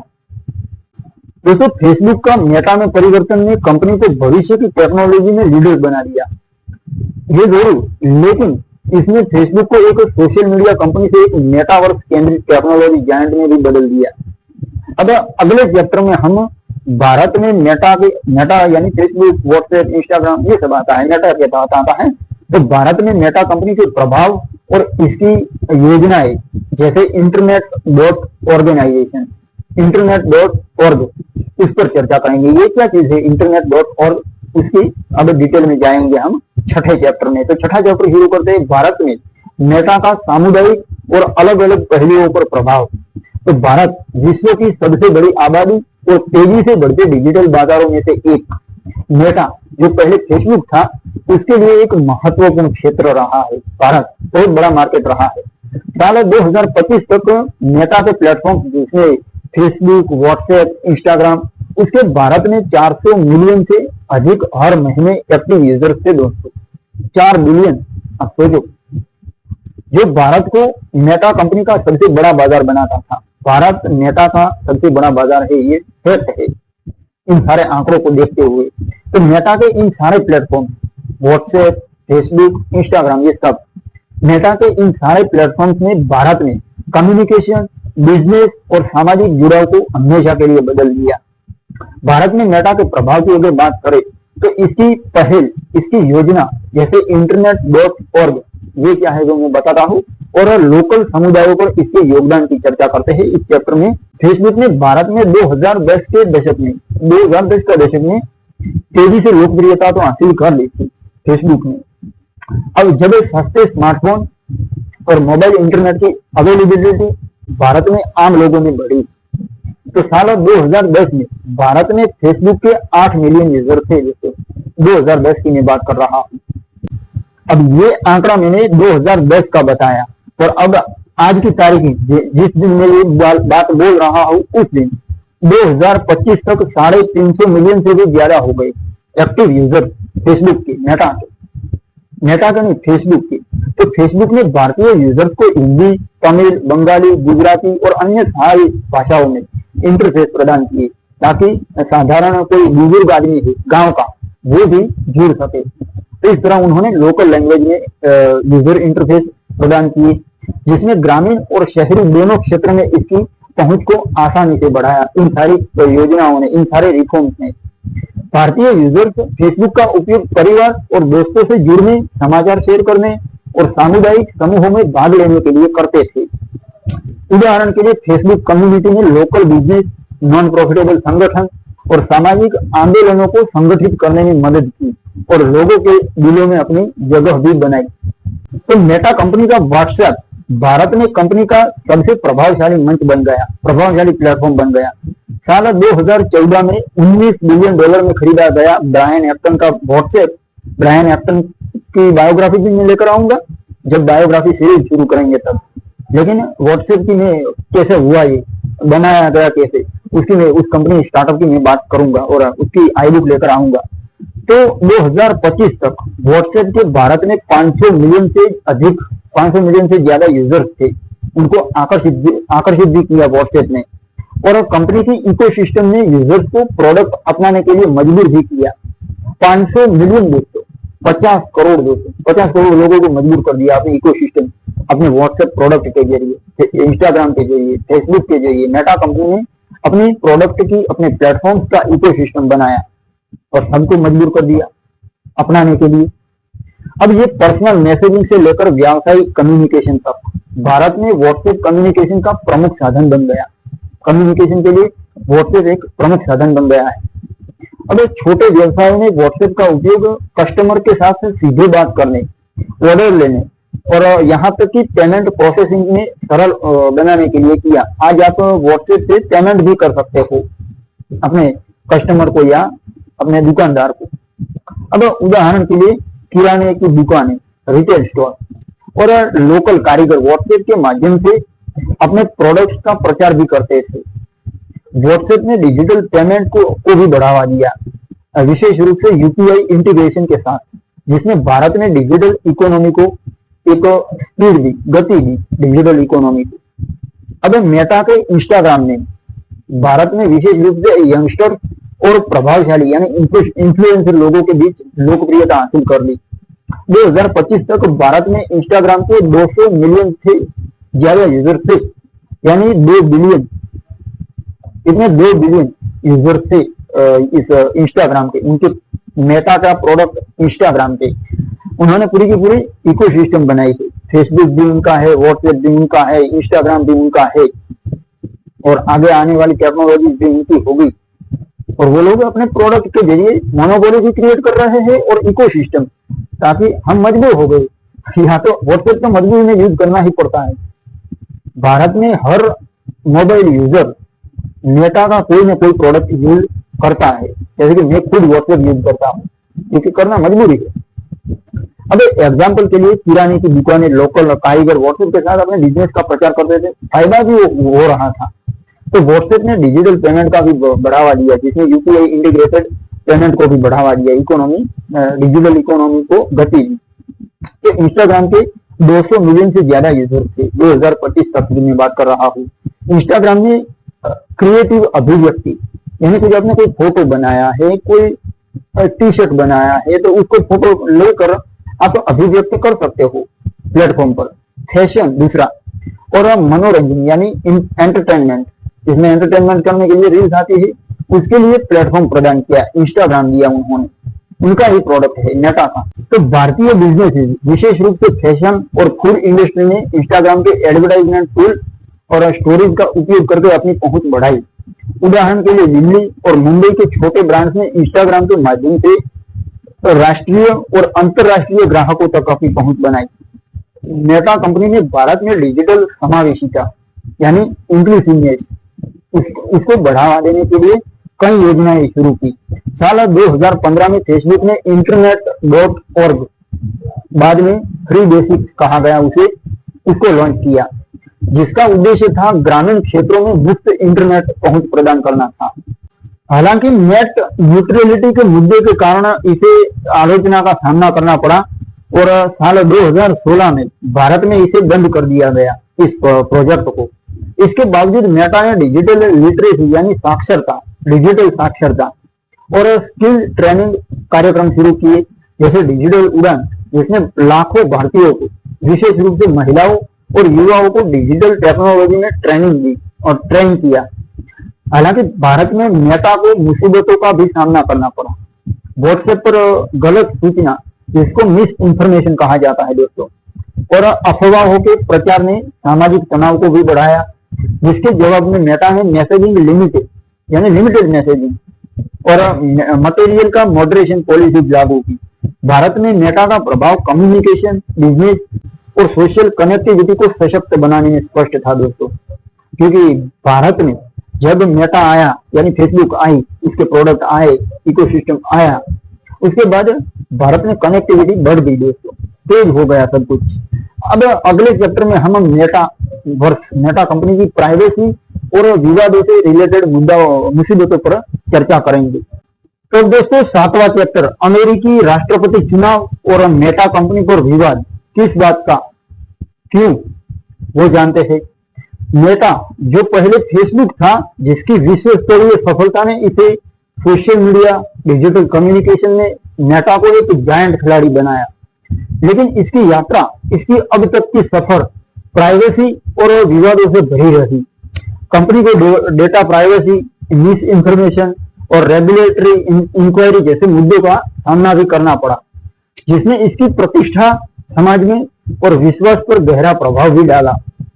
तो इस चैप्टर में हम मेटा के सबसे बड़े विवाद, विशेष रूप से 2018 के कैम्ब्रिज एनालिटिका स्कैंडल और इसके जवाबी कदमों की चर्चा करते हैं, जो इसकी जिम्मेवारी और पारदर्शिता दोनों को परिभाषित करते हैं। तो साल 2018 में कैम्ब्रिज एनालिटिका स्कैंडल ने फेसबुक को वैश्विक आलोचना के केंद्र में ला दिया, और ये खुलासा हुआ कि British data analysis firm Cambridge Analytica नाम का, उसने 87 मिलियन फेसबुक यूजर्स का डेटा अनुचित तरीके से प्राप्त किया। इस डेटा का उपयोग साल 2016 का जो ट्रंप का प्रेसिडेंशियल इलेक्शन हुआ था, उसके अमेरिकी राष्ट्रपति चुनाव और यूके के ब्रेक्जिट जनमत संग्रह में राजनीतिक अभियानों को प्रभावित करने के लिए किया गया था। तो उन्होंने फेसबुक पर यूजर्स के डेटा का इस्तेमाल किया और अनुमान लगाया कि इस बार इलेक्शन में किस प्रकार की हवा है, बातें किस प्रकार की हो रही है, ये एनालिसिस करके उन्होंने निष्कर्ष निकाला, और ये इलीगल था, इसलिए कंपनी पर आरोप भी लगे। जैसे ये डेटा एक क्विज ऐप के माध्यम से एकत्र किया गया था, एक एप्लीकेशन थी क्विज नाम की ऐप, उससे एकत्र किया गया था, और उस एप्लीकेशन को फेसबुक के डेवलपर प्लेटफॉर्म में जगह भी दी थी, तो इसकी जिम्मेवारी भी फेसबुक पर आई। तो इस घटना ने फेसबुक की डेटा प्राइवेसी पॉलिसी पर गंभीर सवाल उठाए। स्कैंडल के बाद मार्क जुकरबर्ग ने अमेरिकी कांग्रेस कोई पार्टी नहीं है, कांग्रेस वहां की संसद को कांग्रेस कहा जाता है, तो उस अमेरिकन संसद और यूरोपियन संसद के सामने गवाही दी, जिसमें उन्होंने गलतियों की जिम्मेवारी भी स्वीकारी कि गलती हुई है हमसे।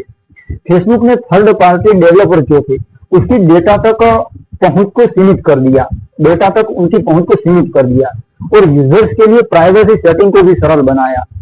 अब साल 2019 में अमेरिकी फेडरल ट्रेड कमीशन, जिसको शॉर्ट में कहा जाता है FTC, फेडरल ट्रेड कमीशन, उसने फेसबुक पर $5 बिलियन का रिकॉर्ड तोड़ जुर्माना लगाया, पेनल्टी लगाई, जो प्राइवेसी उल्लंघन के लिए सबसे बड़ा जुर्माना था।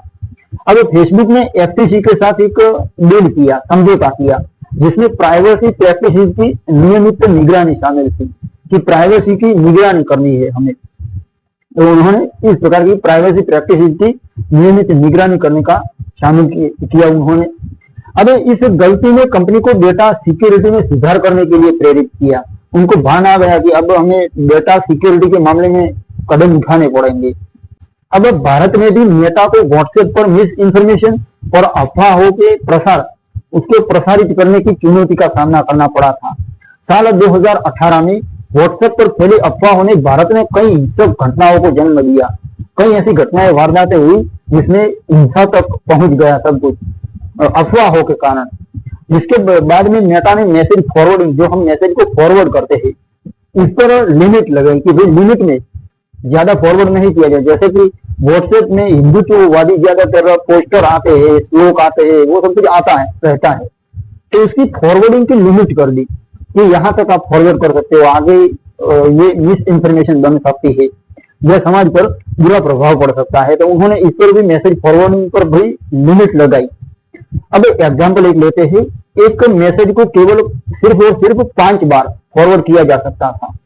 जैसे मैंने कोई व्हाट्सएप में मैसेज किया तो एक आदमी उसको 5 बार फॉरवर्ड कर सकता है, 5 से ज्यादा फॉरवर्ड नहीं कर सकता। ये डेटा सिक्योरिटी और प्राइवेसी और सुरक्षा के कारण उन्होंने ये पॉलिसी रखी, जिसमें मिस इंफॉर्मेशन के प्रसार को कम किया। इन सारे कदमों ने, कंपनी ने जो कदम उठाए, निर्णय लिए, फैसले लिए, इसके कारण मिस इंफॉर्मेशन का खतरा कम हुआ। तो मेटा ने भारत में मटेरियल मॉडरेशन के लिए हिंदी और अन्य जो हमारी लोकल भाषाएं है उसमें एक्सपर्ट जो लोग थे, तो उन कर्मचारियों की भर्ती शुरू की, ताकि लोकल अर्थ को, संदर्भ को बेहतर ढंग से समझा जा सके कि इसका कहने का मतलब क्या है, ताकि मिस इंफॉर्मेशन क्रिएट ना हो। कोई भाषण देता है तो इसका संदर्भ क्या है, कहने का मतलब क्या है। अब इसके अलावा मेटा को रेगुलेटरी इन्वेस्टिगेशन का भी सामना करना पड़ा। साल 2020 में एफटीसी, फेडरल ट्रेड कमीशन और कई अमेरिकन राज्यों ने फेसबुक के खिलाफ अविश्वास का मुकदमा दायर किया, जिसमें ये क्लेम दावा किया गया कि फेसबुक ने इंस्टाग्राम और व्हाट्सएप के एक्विजिशन करके बाजार में मोनोपोली क्रिएट कर ली थी, अपना एकाधिकार क्रिएट कर लिया है, इकोसिस्टम तैयार किया है, निर्भरता बनाई है।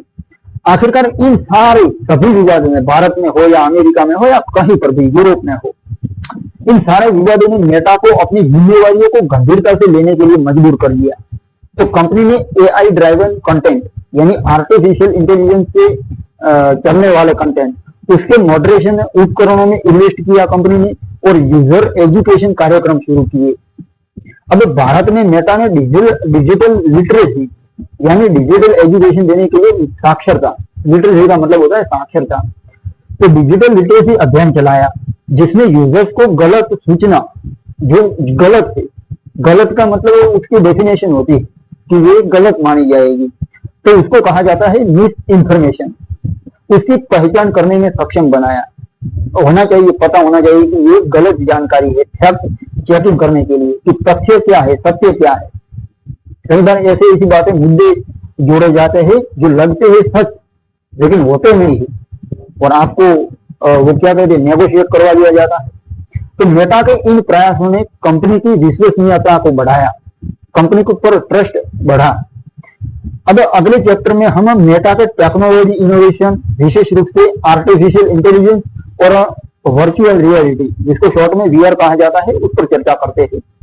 तो 8वां चैप्टर, जिसका मैंने नाम दिया है इनोवेशन, और मेटा के इनोवेशन, मेटा कंपनी के इनोवेशन और टेक्नोलॉजी डेवलपमेंट। मेटा जो पहले फेसबुक था, इस कंपनी की सफलता का मुख्य आधार, ध्यान से सुनना, इसके टेक्नोलॉजी इनोवेशन में निरंतर इन्वेस्टमेंट रहा है। उन्होंने निरंतर इनोवेशन पेश किए, फीचर अलग अलग प्रकार के moderation tools, data privacy, security, सब कुछ एडवांस किया, यानी इनोवेशन किए। अब कंपनी ने आर्टिफिशियल इंटेलिजेंस, जिसको शॉर्ट में कहा जाता है एआई, वर्चुअल रियलिटी, जिसको शॉर्ट में कहा जाता है वीआर, और ऑगमेंटेड रियलिटी, जिसको शॉर्ट में कहा जाता है एआर। इन एआई, वीआर और एआर जैसे सेक्टर में आगे बढ़कर यूजर एक्सपीरियंस को बेहतर बनाया, और भविष्य की टेक्नोलॉजी ने अपनी स्थिति भी मजबूत की कंपनी ने। तो इस चैप्टर में हम मेटा का टेक्नोलॉजी डेवलपमेंट, विशेष रूप से आर्टिफिशियल इंटेलिजेंस और वर्चुअल रियलिटी में इसके योगदान और इस इनोवेशन के, इसके सारे इनोवेशन के विश्व स्तरीय प्रभाव की चर्चा करते हैं। तो मेटा ने आर्टिफिशियल इंटेलिजेंस को अपने प्लेटफॉर्म से, जैसे फेसबुक, व्हाट्सएप और इंस्टाग्राम के केंद्र में रखा। उसमें एल्गोरिदम हो, मॉडरेशन टूल्स हो, हर प्रकार में उन्होंने आर्टिफिशियल इंटेलिजेंस टेक्नोलॉजी का यूज किया। अब इन सारे प्लेटफॉर्म के एआई पावर्ड एल्गोरिदम ने यूजर्स को इंडिविजुअल मटेरियल, यानी व्यक्तिगत मटेरियल जैसे न्यूज फीड और एडवर्टाइजमेंट प्रदान किए। अब साल 2013 में स्थापित ये कंपनी मेटा, फेसबुक का मेटा नाम कर दिया गया। एआई लैब के, उनके एआई लैब ने मशीन लर्निंग, प्राकृतिक भाषा प्रसंस्करण, जिसको शॉर्ट में कहा जाता है एनएलपी, और कंप्यूटर विजन ने अनुसंधान को बढ़ावा दिया, रिसर्च को बढ़ावा दिया। तो एग्जाम्पल लेते हैं, मेटा के आर्टिफिशियल इंटेलिजेंस मॉडल्स ने सामग्री यानी मटेरियल के मॉडरेशन में महत्वपूर्ण भूमिका निभाई। जैसे कि आपत्तिजनक पोस्ट, तो कई लोग ऐसी पोस्ट करते हैं जो आपत्तिजनक होती है, गलत सूचना, मिस इन्फॉर्मेशन, जैसे कि कोई ऐसी घटना बनी ही नहीं है और उसकी पोस्ट किसी ने कर दिया कि ऐसा हुआ है, तो इसको वायरल करने के लिए लोग करते हैं, लेकिन इस पर उन्होंने स्ट्रिक्ट कदम उठाए इन सारी चीजों को कंट्रोल करने के लिए। तीसरी चीज हानिकारक सामग्री। हानिकारक सामग्री मतलब आतंकवादियों के भाषण, दूसरी चीज धर्म से रिलेटेड भड़काऊ भाषण, इस तरह के जो हानिकारक सामग्री होती है, समाज को प्रभावित करती है बुरी तरह से, जो हिंसा में भी तब्दील हो सकता है, तो इन सारे मटेरियल की आइडेंटिफिकेशन करने के लिए, रिकॉग्नाइज करने के लिए सब कुछ उन्होंने इनोवेशन किए, आर्टिफिशियल इंटेलिजेंस टेक्नोलॉजी का उपयोग किया। अब दोस्तों आज तक 2025 तक मेटा के आर्टिफिशियल इंटेलिजेंस सिस्टम दैनिक आधार पर अरबों पोस्ट जो सोशल मीडिया पर पोस्ट होती रहती है उसका एनालिसिस करते थे, जिसमें हिंदी और अन्य जो हमारी लोकल भाषाएं है उसमें मटेरियल शामिल होता है, तो उसका एनालिसिस किया जाता है। जो उनकी रेगुलरिटी होती है रेगुलर करते हैं, वीक में या पर डे या पर आवर के हिसाब से उस तरह वो लोग एनालिसिस करते हैं। और मिस इंफॉर्मेशन और आपत्तिजनक पोस्ट ये सब कुछ होता है तो वो रेस्ट्रिक्टेड कर दिया जाता है। अब भारत में मेटा के आर्टिफिशियल इंटेलिजेंस उपकरणों ने स्थानीय यानी हमारा लोकल संदर्भों को समझाने के लिए विशेष रूप से ट्रेंड यानी प्रशिक्षित मॉडल्स का उपयोग किया। उदाहरण के तौर पर व्हाट्सएप पर गलत सूचना को रोकने के लिए उन्होंने आर्टिफिशियल इंटेलिजेंस में हिंदी, तमिल और बंगाली में जो मैसेज करते हैं लोग, बंगाली, गुजराती, तमिल, तो उसका एनालिसिस किया, विश्लेषण किया, जिसमें सामाजिक तनाव को कम करने में मदद मिली। अब इसके अलावा मेटा ने 2022 में लामा एक दोस्तों पशु आता है, जो एक ब्लॉगर कहता था, यूट्यूबर, कि जब आप उसके पास जाते हो तो वो आप पर थूकता है। दोस्तों भोला भाला आता है, लामा जो आता है ना, अमेरिका में पाया जाता है ये, तो ये भोला होता है, बहुत बकरी जैसा। तो ये लामा जो उन्होंने पशु नहीं, ये यहाँ पर उन्होंने लामा उनके मॉडल को नाम दिया है लामा। एक open source artificial intelligence model था, उसको लॉन्च किया, लामा को लॉन्च किया, जिसे रिसर्चर्स और डेवलपर्स ने वैज्ञानिक अनुसंधान और एजुकेशन में उपयोग किया इनके लामा को। अब भारत में लामा ने शैक्षणिक स्टार्टअप उनको कम लागत पर आर्टिफिशियल इंटेलिजेंस से चलने वाले टूल्स विकसित करने में सक्षम बनाया। दूसरी ओर वीआर और एआर, जिसको मैं अब फुल फॉर्म नहीं बोलूंगा, वीआर और एआर बोलूंगा, तो उसमें मेटा की प्रगति ने मेटावर्स के दृष्टिकोण को, उनके विजन को साकार किया। दोस्तों साल 2014 में मेटा ने ओक्यूलस को खरीदा था, जो बाद में मेटा ने वर्चुअल रियलिटी हार्डवेयर और सॉफ्टवेयर में भारी इन्वेस्टमेंट किया। 2020 में लॉन्च हुआ ओक्यूलस क्वेस्ट 2, एक किफायती यानी सस्ता और शक्तिशाली वीआर हेडसेट था, जो पहनने योग्य था, जिससे कस्टमर के बीच वर्चुअल रियलिटी को लोकप्रिय बनाया गया। अब साल 2022 में मेटा ने होराइजन वर्ल्ड लॉन्च किया, एक मेटावर्स प्लेटफॉर्म जो यूजर्स को आभासी दुनिया में सामाजिक और क्रिएटिव एक्टिविटी में भाग लेने की सुविधा प्रदान करता था। साल 2025 तक मेटा ने ऑगमेंटेड रियलिटी में ग्लासेस, जो चश्मे आते हैं, शायद वो आते होंगे, चश्मे जैसे ही आता है, डिवाइस आता है, उस पर काम शुरू किया, जो यूजर्स को डिजिटल मटेरियल को वास्तविक दुनिया में इंटीग्रेट करने की सुविधा देता था। अब भारत में मेटा के वीआर और एआर प्रयासों ने शिक्षा और गेमिंग में नई संभावनाएं खोली। उदाहरण के लिए भारतीय स्कूलों में ओक्यूलस हेडसेट का उपयोग करके इंटरैक्टिव पाठ पढ़ाना शुरू किया, जैसे कि ऐतिहासिक स्थलों का आभासी तरीके से दौरा करवाना स्टूडेंट्स को, वो हेडसेट के जरिए, उन डिवाइसेज के जरिए, वो रियल लगता है लेकिन होता है वर्चुअल। अब मेटा ने भारतीय डेवलपर्स के लिए एआर और वीआर प्रशिक्षण कार्यक्रम भी शुरू किए, इसको इस्तेमाल कैसे करना है वो सब कुछ एजुकेशन देने के लिए कार्यक्रम शुरू किए कंपनी ने, जिसमें लोकल इन्वेस्टर जो थे उनको भी बढ़ावा दिया कि आप भी आओ, इन्वेस्ट करो पैसे और इन सारे कार्यक्रमों में भाग लो। बावजूद वर्चुअल रियलिटी की उच्च लागत, इसके खर्चे बहुत ज्यादा होते थे, इंटरनेट कनेक्टिविटी की कमी ने भारत में इसके व्यापक उपयोग और उसे अपनाने में बाधा डाली। तो मेटा ने इन सारी मुसीबतों का जवाब देने के लिए कम लागत वाले वीआर समाधान और डिजिटल लिटरेसी कार्यक्रम शुरू किए। डिजिटल साक्षरता यानी डिजिटल लिटरेसी यानी डिजिटल साक्षरता।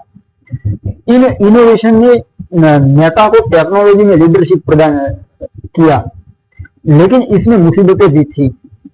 एआई यानी आर्टिफिशियल इंटेलिजेंस और वीआर यानी वर्चुअल रियलिटी में भारी इन्वेस्टमेंट ने मेटा कंपनी पर फाइनेंशियल दबाव बढ़ाया, क्योंकि पैसे इन्वेस्ट किए थे तो फाइनेंशियल कंडीशन भी थोड़ी डीम होने लगी कंपनी में, और डेटा प्राइवेसी की चिंताएं वैसे ही बनी रही। फिर भी मेटा की टेक्नोलॉजी प्रगति और टेक्नोलॉजी का डेवलपमेंट और इनोवेशन ने इसे भविष्य की डिजिटल दुनिया में एक अग्रणी खिलाड़ी बना दिया। अब अगले चैप्टर में 9वें चैप्टर में हम मेटा के सामाजिक और आर्थिक प्रभाव, विशेष रूप से भारत में, उस पर चर्चा करेंगे। तो चैप्टर 9 जिसका मैंने नाम दिया है मेटा की परिवर्तन में भूमिका, यानी दुनिया में परिवर्तन कितना आया मेटा के कारण, और सामाजिक और आर्थिक प्रभाव, ये नाम मैंने दिया है 9वें चैप्टर का। तो मेटा जो पहले फेसबुक के नाम से हार्वर्ड से निकला था, उसने वैश्विक स्तर पर कम्युनिकेशन, बिजनेस और सामाजिक जुड़ाव को फिर से नया रूप दिया है। इसके प्लेटफॉर्म जो कि फेसबुक, व्हाट्सएप और इंस्टाग्राम ने न केवल लोगों को जोड़ा, बल्कि आर्थिक अवसरों और सामाजिक आंदोलनों को भी सशक्त बनाया। भारत में जहां 2025 तक मेटा के 400 मिलियन यानी 4 बिलियन उससे भी ज्यादा एक्टिव यूजर्स थे, और इसने डिजिटल इकोनॉमी और सामाजिक परिवर्तन में महत्वपूर्ण योगदान दिया। इसमें हम मेटा के सामाजिक और आर्थिक प्रभाव इस चैप्टर में विशेष रूप से भारत में इसके योगदान और इसकी लंबे समय की विरासत की चर्चा करते हैं। फेसबुक ने भारत में सामाजिक जुड़ाव को नया आयाम दिया, नया रूप दिया सामाजिक जुड़ाव को। एक थोड़ा एग्जाम्पल देना चाहूंगा। पहले क्या होता था दोस्तों कि कोई मेहमान आता था घर पर, आंगन पर बैठा होता था, तो वो जब विदा करते थे उस मेहमान को, तब सब लोग कहते थे कि उनको भी मेरा राम राम कह देना, वो तुम्हारे पड़ोसी है उनको भी मेरा राम राम कह देना। ये सब कुछ उनके साथ राम राम भिजवाए जाते थे। लेकिन आज बटनों पर सब कुछ आ गया है दोस्तों। तो फेसबुक ने भारत में जो भारतीय कल्चर था, सामाजिक जुड़ाव जो था, उसको नया रूप दिया। और ये एक फैक्ट है दोस्तों कि पहले ये था जो मैंने बताया उस प्रकार का, और आज हम फ्रिक्शन ऑफ सेकंड में किसी से भी बात कर सकते हैं, किसी भी प्रकार की बात कर सकते हैं, एक साथ मीटिंग कर सकते हैं 10-10, 15-15 लोगों के साथ घर पर बैठकर। तो देखिए साल 2025 तक भारत में फेसबुक के जो मेटा कंपनी का है फेसबुक, तो 350 मिलियन से अधिक मंथली एक्टिव यूजर्स थे, जो इसे सामुदायिक संगठन और कम्युनिकेशन का एक बड़ा प्लेटफॉर्म बनाता था। अब फेसबुक ग्रुप में स्थानीय समुदाय, जो हमारे कम्युनिटी जातीय समुदाय होते हैं, नॉन प्रॉफिटेबल संगठन और सामाजिक आंदोलनों को एकजुट करने में मदद की। एक उदाहरण देते हैं पर्यावरण जागरूकता, पर्यावरण के प्रति जनता जागरण और महिला सशक्तिकरण, महिलाओं का सशक्तिकरण, जैसे इन सारे मुद्दों पर आधारित फेसबुक ग्रुप ने लाखों लोगों को प्रेरित किया। अब जब कोविड-19 महामारी आई, पैंडेमिक आया, तो कोरोना के दौरान फेसबुक ने भारत में इमरजेंसी सपोर्ट ग्रुप को बढ़ावा दिया, जहां लोग संसाधनों और जानकारी को शेयर करते थे कि ऐसा होता है, तो क्या कहते, कोरोना के बारे में सारी की सारी जानकारी शेयर करते थे, क्योंकि आइसोलेट कर दिए थे, सब लोगों को मिल नहीं सकते थे। तो उस दौरान ऑनलाइन शॉपिंग जो अमेज़न का था, वो भी बहुत काम का निकला, क्योंकि उस दौरान बाजारों में कुछ भी नहीं मिलता था, तो ऑनलाइन लोग मंगवाने लगे। तो उदाहरण के लिए पर्यावरण जागरूकता और महिला सशक्तिकरण के बारे में तो उन्होंने एम्पावरमेंट के लिए तो उन्होंने योगदान दिया है, लेकिन कोरोना के दौरान फेसबुक ने भारत में इमरजेंसी सपोर्ट ग्रुप को बढ़ावा दिया, जहां लोग संसाधनों और इंफॉर्मेशन शेयर करते थे। व्हाट्सएप ने भारत में कम्युनिकेशन को लोकतांत्रिक बना दिया। कम्युनिकेशन को किसी कंपनी के हस्तक नहीं बनाया, लोकतांत्रिक डेमोक्रेट कर दिया। साल 2025 तक 500 मिलियन यानी 5 बिलियन और हमारे भारतीय आंकड़े के अनुसार 50 करोड़, उससे भी ज्यादा यूजर्स के साथ, इतने यूजर एक्टिव यूजर्स थे, उनके साथ फेसबुक पर्सनल यानी इंडिविजुअल और व्यावसायिक कम्युनिकेशन का प्रायोरिटी, प्राइमरी साधन बन गया दोस्तों। कम्युनिकेट करने का मतलब बातचीत करने का साधन बन गया। और उनका जो इकोसिस्टम है फेसबुक, व्हाट्सएप और इंस्टाग्राम, उन सारे प्लेटफॉर्म पर आज दुनिया जुड़ी हुई है। तो कम्युनिकेशन का ये प्रायोरिटी है आज के जमाने में, जिसमें छोटे बिजनेसेस जैसे किराने की दुकानें, कारीगर और स्टार्टअप्स ने व्हाट्सएप का उपयोग ग्राहकों से सीधे बात करने, ऑर्डर लेने और डिजिटल पेमेंट को सुगम बनाने के लिए किया। आज व्हाट्सएप से आप पेमेंट भी कर सकते हो। दोस्तों साल 2020 में व्हाट्सएप ने भारत में यूपीआई आधारित, जब मोदी गवर्नमेंट आई तो यूपीआई को लॉन्च किया था उन्होंने, तो यूपीआई बेस्ड पेमेंट सर्विस शुरू की, जिसमें डिजिटल ट्रांजैक्शन को और बढ़ावा दिया। एक स्टडी के अनुसार, एक अध्ययन के अनुसार 2023 तक भारत में 15 मिलियन से अधिक छोटे बिजनेस व्हाट्सएप का उपयोग अपने कस्टमर तक पहुंचने के लिए कर रहे थे। ये फैक्ट है दोस्तों, स्टडी की गई थी, अध्ययन किया गया था। अगर इंस्टाग्राम की बात करें तो इंस्टाग्राम ने भारत में क्रिएटिव इकोनॉमी को सशक्त बनाया। 200 मिलियन से ज्यादा यूजर्स के साथ ये यंगस्टर्स और प्रभावशाली यानी इन्फ्लुएंसर और छोटे बिजनेस के लिए महत्वपूर्ण प्लेटफॉर्म था। एग्जाम्पल के लिए फैशन, भोजन, हस्तशिल्प, कला जैसे सेक्टर में एंटरप्रेन्योर जो थे, उन्होंने इंस्टाग्राम के एडवर्टाइजमेंट साधन और स्टोरेज का उपयोग करके अपने ब्रांड को राष्ट्रीय और अंतरराष्ट्रीय लेवल पर पहुंचाया। दोस्तों मेटा कंपनी के इंस्टाग्राम की रील्स जो हम स्क्रॉल करते रहते हैं, उनकी रील्स का जो फीचर उन्होंने दिया, उसने भारतीय कंटेंट क्रिएटर्स को वैश्विक दर्शकों तक पहुंचने में मदद की। अब जिसने मेटा के सांस्कृतिक यानी कल्चरल और आर्थिक प्रभाव को समाज में बढ़ाया। मेटा ने भारत में डिजिटल समावेशिता यानी डिजिटल इंक्लूसिवनेस, उसको बढ़ावा देने के लिए कई योजनाएं भी शुरू की। डिजिटल उड़ान योजना, इस प्रकार के कार्यक्रमों ने लाखों भारतीयों, विशेष रूप से महिलाओं और ग्रामीण युवाओं को डिजिटल लिटरेसी यानी डिजिटल साक्षरता और एंटरप्रेन्योरशिप में प्रशिक्षित किया। मेटा ने लोकल स्टार्टअप्स के साथ पार्टनरशिप की, जैसे कि 2020 में जियो प्लेटफॉर्म में $5.7 बिलियन का इन्वेस्टमेंट किया मेटा कंपनी ने जियो प्लेटफॉर्म में, जिसने भारत में डिजिटल इंफ्रास्ट्रक्चर को मजबूत किया।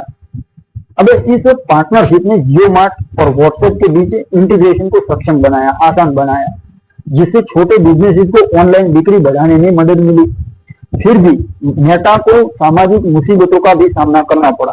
इतने बेनिफिट के बावजूद भी अब गलत सूचना यानी मिस इंफॉर्मेशन और सोशल पोलराइजेशन, ध्रुवीकरण, पोलराइजेशन का मतलब होता है ध्रुवीकरण, इस तरह के मुद्दों ने भारत में इसकी भूमिका पर सवाल उठाए। मेटा ने इन समस्याओं का जवाब AI ऑपरेटेड मॉडरेशन और यूजर जागरूकता अभियानों के माध्यम से दिया। मेटा का सामाजिक और आर्थिक प्रभाव की अगर बात करें भारत में, तो डिजिटल रिवॉल्यूशन को गति देने में उसका प्रभाव स्पष्ट था। भारत में जिस तरह से डिजिटलाइजेशन हुआ है, उसमें मेटा कंपनी की भूमिका बहुत महत्वपूर्ण है और स्पष्ट है और सटीक भी है। अब आखिरी अध्याय 10वें चैप्टर में हम मेटा की भविष्य की दृष्टि, भविष्य के प्लान और मेटावर्स की संभावनाओं पर चर्चा करते हैं। तो अब 10वां चैप्टर कंपनी की भविष्य की योजनाएं, जिसमें भौतिक और आभासी दुनिया की विरासत हमें मिलने वाली है। तो दोस्तों मेटा जो पहले फेसबुक था, उसकी यात्रा एक कॉलेज डॉर्म रूम से शुरू होकर वैश्विक टेक्नोलॉजी जायंट बनने तक की एक प्रेरणादायक कहानी तो है ही, जहां 2025 तक मेटा ने अपने प्लेटफॉर्म फेसबुक, व्हाट्सएप और इंस्टाग्राम के माध्यम से 3.8 बिलियन से ज्यादा मंथली एक्टिव यूजर्स को जोड़ा और मेटावर्स की दिशा में एक नया युग शुरू किया। मार्क जुकरबर्ग, फेसबुक, मेटा जो है उसके फाउंडर, उनकी दृष्टि ने मेटा को सोशल मीडिया से आगे ले जाकर एक ऐसी कंपनी बनाया जो डिजिटल और भौतिक दुनिया को इंटीग्रेट करने का लक्ष्य रखती है। इस अंतिम अध्याय में, अंतिम चैप्टर में हम मेटा कंपनी की भविष्य की योजनाएं, इसके मेटावर्स विजन और इसकी प्रेरणादायक विरासत पर नजर डालते हैं दोस्तों। तो मेटा का भविष्य मेटावर्स पर केंद्रित है, जिसे मार्क जुकरबर्ग ने इंटरनेट का अगला रूप, अगला अवतार बताया था। साल 2025 तक मेटा ने अपने रियलिटी लैब्स डिवीजन में 50 बिलियन से ज्यादा इन्वेस्टमेंट कर दिया था, जो वर्चुअल रियलिटी, वीआर और ऑगमेंटेड रियलिटी, एआर, इन दोनों टेक्नोलॉजी के डेवलपमेंट पर काम करता था। अब उनका हॉरिजॉन वर्ल्ड्स मेटा का प्लेटफॉर्म, कंपनी का मेटावर्स प्लेटफॉर्म, यूजर्स को आभासी दुनिया में सामाजिक, व्यावसायिक और रचनात्मक एक्टिविटी में भाग लेने की सुविधा प्रदान करता था। मेटा कंपनी ने 2024 में प्रोजेक्ट कैम्ब्रिया जैसे एडवांस वीआर हेडसेट और एआर ग्लोसेज, यानी गूगल जाते हैं ना वो चश्मे, ग्लोसेज कहा जाता है उन्हें, ऑगमेंटेड रियलिटी ग्लोसेज डिवाइस आता है, उसके प्रोटोटाइप पेश किए। प्रोटोटाइप मतलब नकल उसकी प्रोडक्ट की, जो यूजर्स को डिजिटल मटेरियल को वास्तविक दुनिया में इंटीग्रेट करने की सुविधा देते थे। अब बड़े बाजार भारत में मेटा के मेटावर्स पर आधारित शिक्षा और प्रशिक्षण कार्यक्रम भी शुरू किए गए, जैसे कि virtual lecture, skill development workshop, जो ग्रामीण क्षेत्रों में डिजिटल समावेशिता, डिजिटल इंक्लूसिवनेस को बढ़ावा दे रही थी। आर्टिफिशियल इंटेलिजेंस मेटा की भविष्य की स्ट्रेटेजी का एक और महत्वपूर्ण दोस्तों हिस्सा है, जिसमें कंपनी ने अपने एआई मॉडल जैसे लामा, इसको ओपन सोर्स रखा, जिसमें वैश्विक डेवलपर, जो टेक्नोलॉजी डेवलपर और रिसर्चर्स को नए इनोवेशन करने का अवसर दिया। साल 2025 तक मेटा कंपनी के एआई डिवाइसेज में मटेरियल मॉडरेशन, भाषा का ट्रांसलेशन, यूजर एक्सपीरियंस को और बेहतर बनाया। भारत में मेटा ने हिंदी और अन्य लोकल भाषाओं में एआई से चलने वाले चैटबॉट डेवलप किए, जो एजुकेशन और कस्टमर सर्विस में उपयोगी हो रहे थे और उपयोग हो रहा था। अब एक थोड़ा मैं उदाहरण देता हूं कि भारतीय बिजनेस उन्होंने एआई चैटबॉट का उपयोग करके व्हाट्सएप पर ग्राहक की कंसल्टेंसी यानी पूछताछ को संभालने के लिए उसका एआई का उपयोग किया, जिसमें उनकी एफिशिएंसी और इजीनेस यानी सरलता भी बढ़ाई। वैसे मेटा कंपनी की वैश्विक यानी वर्ल्ड वाइड कनेक्टिविटी की योजनाएं भी उल्लेखनीय है, उसका उल्लेख करना चाहिए। कंपनी ने भारत जैसे उभरते बड़े बाजारों में डिजिटल इंफ्रास्ट्रक्चर को मजबूत करने के लिए इन्वेस्टमेंट किया, जैसे जियो के साथ पार्टनरशिप। साल 2020 में मेटा ने जियो प्लेटफॉर्म में $5.7 बिलियन का इन्वेस्टमेंट किया, जिसने जियो मार्ट और व्हाट्सएप के बीच इंटीग्रेशन को संभव बनाया। उनकी ये पार्टनरशिप छोटे बिजनेस को ऑनलाइन बिक्री यानी सेल बढ़ाने में मदद करती थी। अब मेटा ने डिजिटल साक्षरता कार्यक्रम यानी डिजिटल लिटरेसी कार्यक्रम जैसे डिजिटल उड़ान, उसको एक्सटेंड करने की योजना बनाई, जिसका लक्ष्य 2026 तक 10 मिलियन भारतीयों को डिजिटल स्किल में प्रशिक्षित करना था। हालांकि मेटा को privacy, miss information, regulatory investigation जैसी मुसीबतों का सामना करना पड़ रहा है। कंपनी ने इन मुद्दों का जवाब देने के लिए पारदर्शी यानी ट्रांसपेरेंट पॉलिसी और एआई पावर्ड समाधान पेश किए और लागू भी किए। दोस्तों, मेरी इस फेसबुक आईबुक में, वो फेसबुक है, ये मेरी आईबुक है, तो आईबुक में प्रेरणा, आपको स्टार्टअप कैसे शुरू करना है, नया रिवोल्यूशन कैसे लाना है, वो आपको मैंने बताया, कथा सुनाई आपको। फिर भी इसके बावजूद मेटा को प्राइवेसी, मिस इंफॉर्मेशन और रेगुलेटरी इन्वेस्टिगेशन जैसी मुसीबतों का सामना तो करना पड़ा हर देश में, जैसे भारत में भी। तो मेटा कंपनी की विरासत, ध्यान से सुनना, उनकी विरासत क्या है। विरासत यानी वसीयत में क्या मिला हमें। वसीयत में हमें मिला इनोवेशन, इंक्लूसिवनेस यानी समावेशिता, सबको समावेश करना, सबका, सभी चीजों का और सब लोगों का, और सामाजिक प्रभाव की एक शक्तिशाली विरासत है मेटा कंपनी। इसने भारत में लाखों लोगों को सशक्त बनाया। आज सोशल मीडिया का जमाना है, आपको पता है कैसे सशक्त बन गए। बिजनेस को डिजिटल बनाया और पूरी दुनिया में कम्युनिकेशन को एक नया आकार, नया रूप दिया, कम्युनिकेशन को नया रूप दे दिया। अब मेटा की भविष्य की दृष्टि की बात करें तो एक वाक्य में तो बयान नहीं किया जा सकता, लेकिन मेटावर्स आर्टिफिशियल इंटेलिजेंस और कनेक्टिविटी के माध्यम से एक ऐसी दुनिया बनाने पर काम कर रही है जहां डिजिटल और भौतिक, जो रियल वर्ल्ड है, रियल दुनिया है, उन डिजिटल और भौतिक एक्सपीरियंस को इंटीग्रेट हो जाएंगे आने वाले भविष्य में। वो ग्लोसेज जैसे गैजेट्स आएंगे, जैसे आजकल हमारे पास स्मार्टफोन है, आने वाले समय में वो ग्लोसेज हो गए।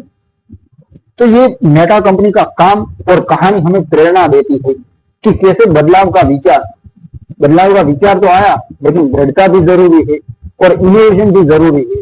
तो दृढ़ता और इनोवेशन के साथ दुनिया को बदला जा सकता है। तो ये थी दोस्तों मेरी आई बुक, और दिल की गहराइयों के साथ आपका बहुत बहुत धन्यवाद।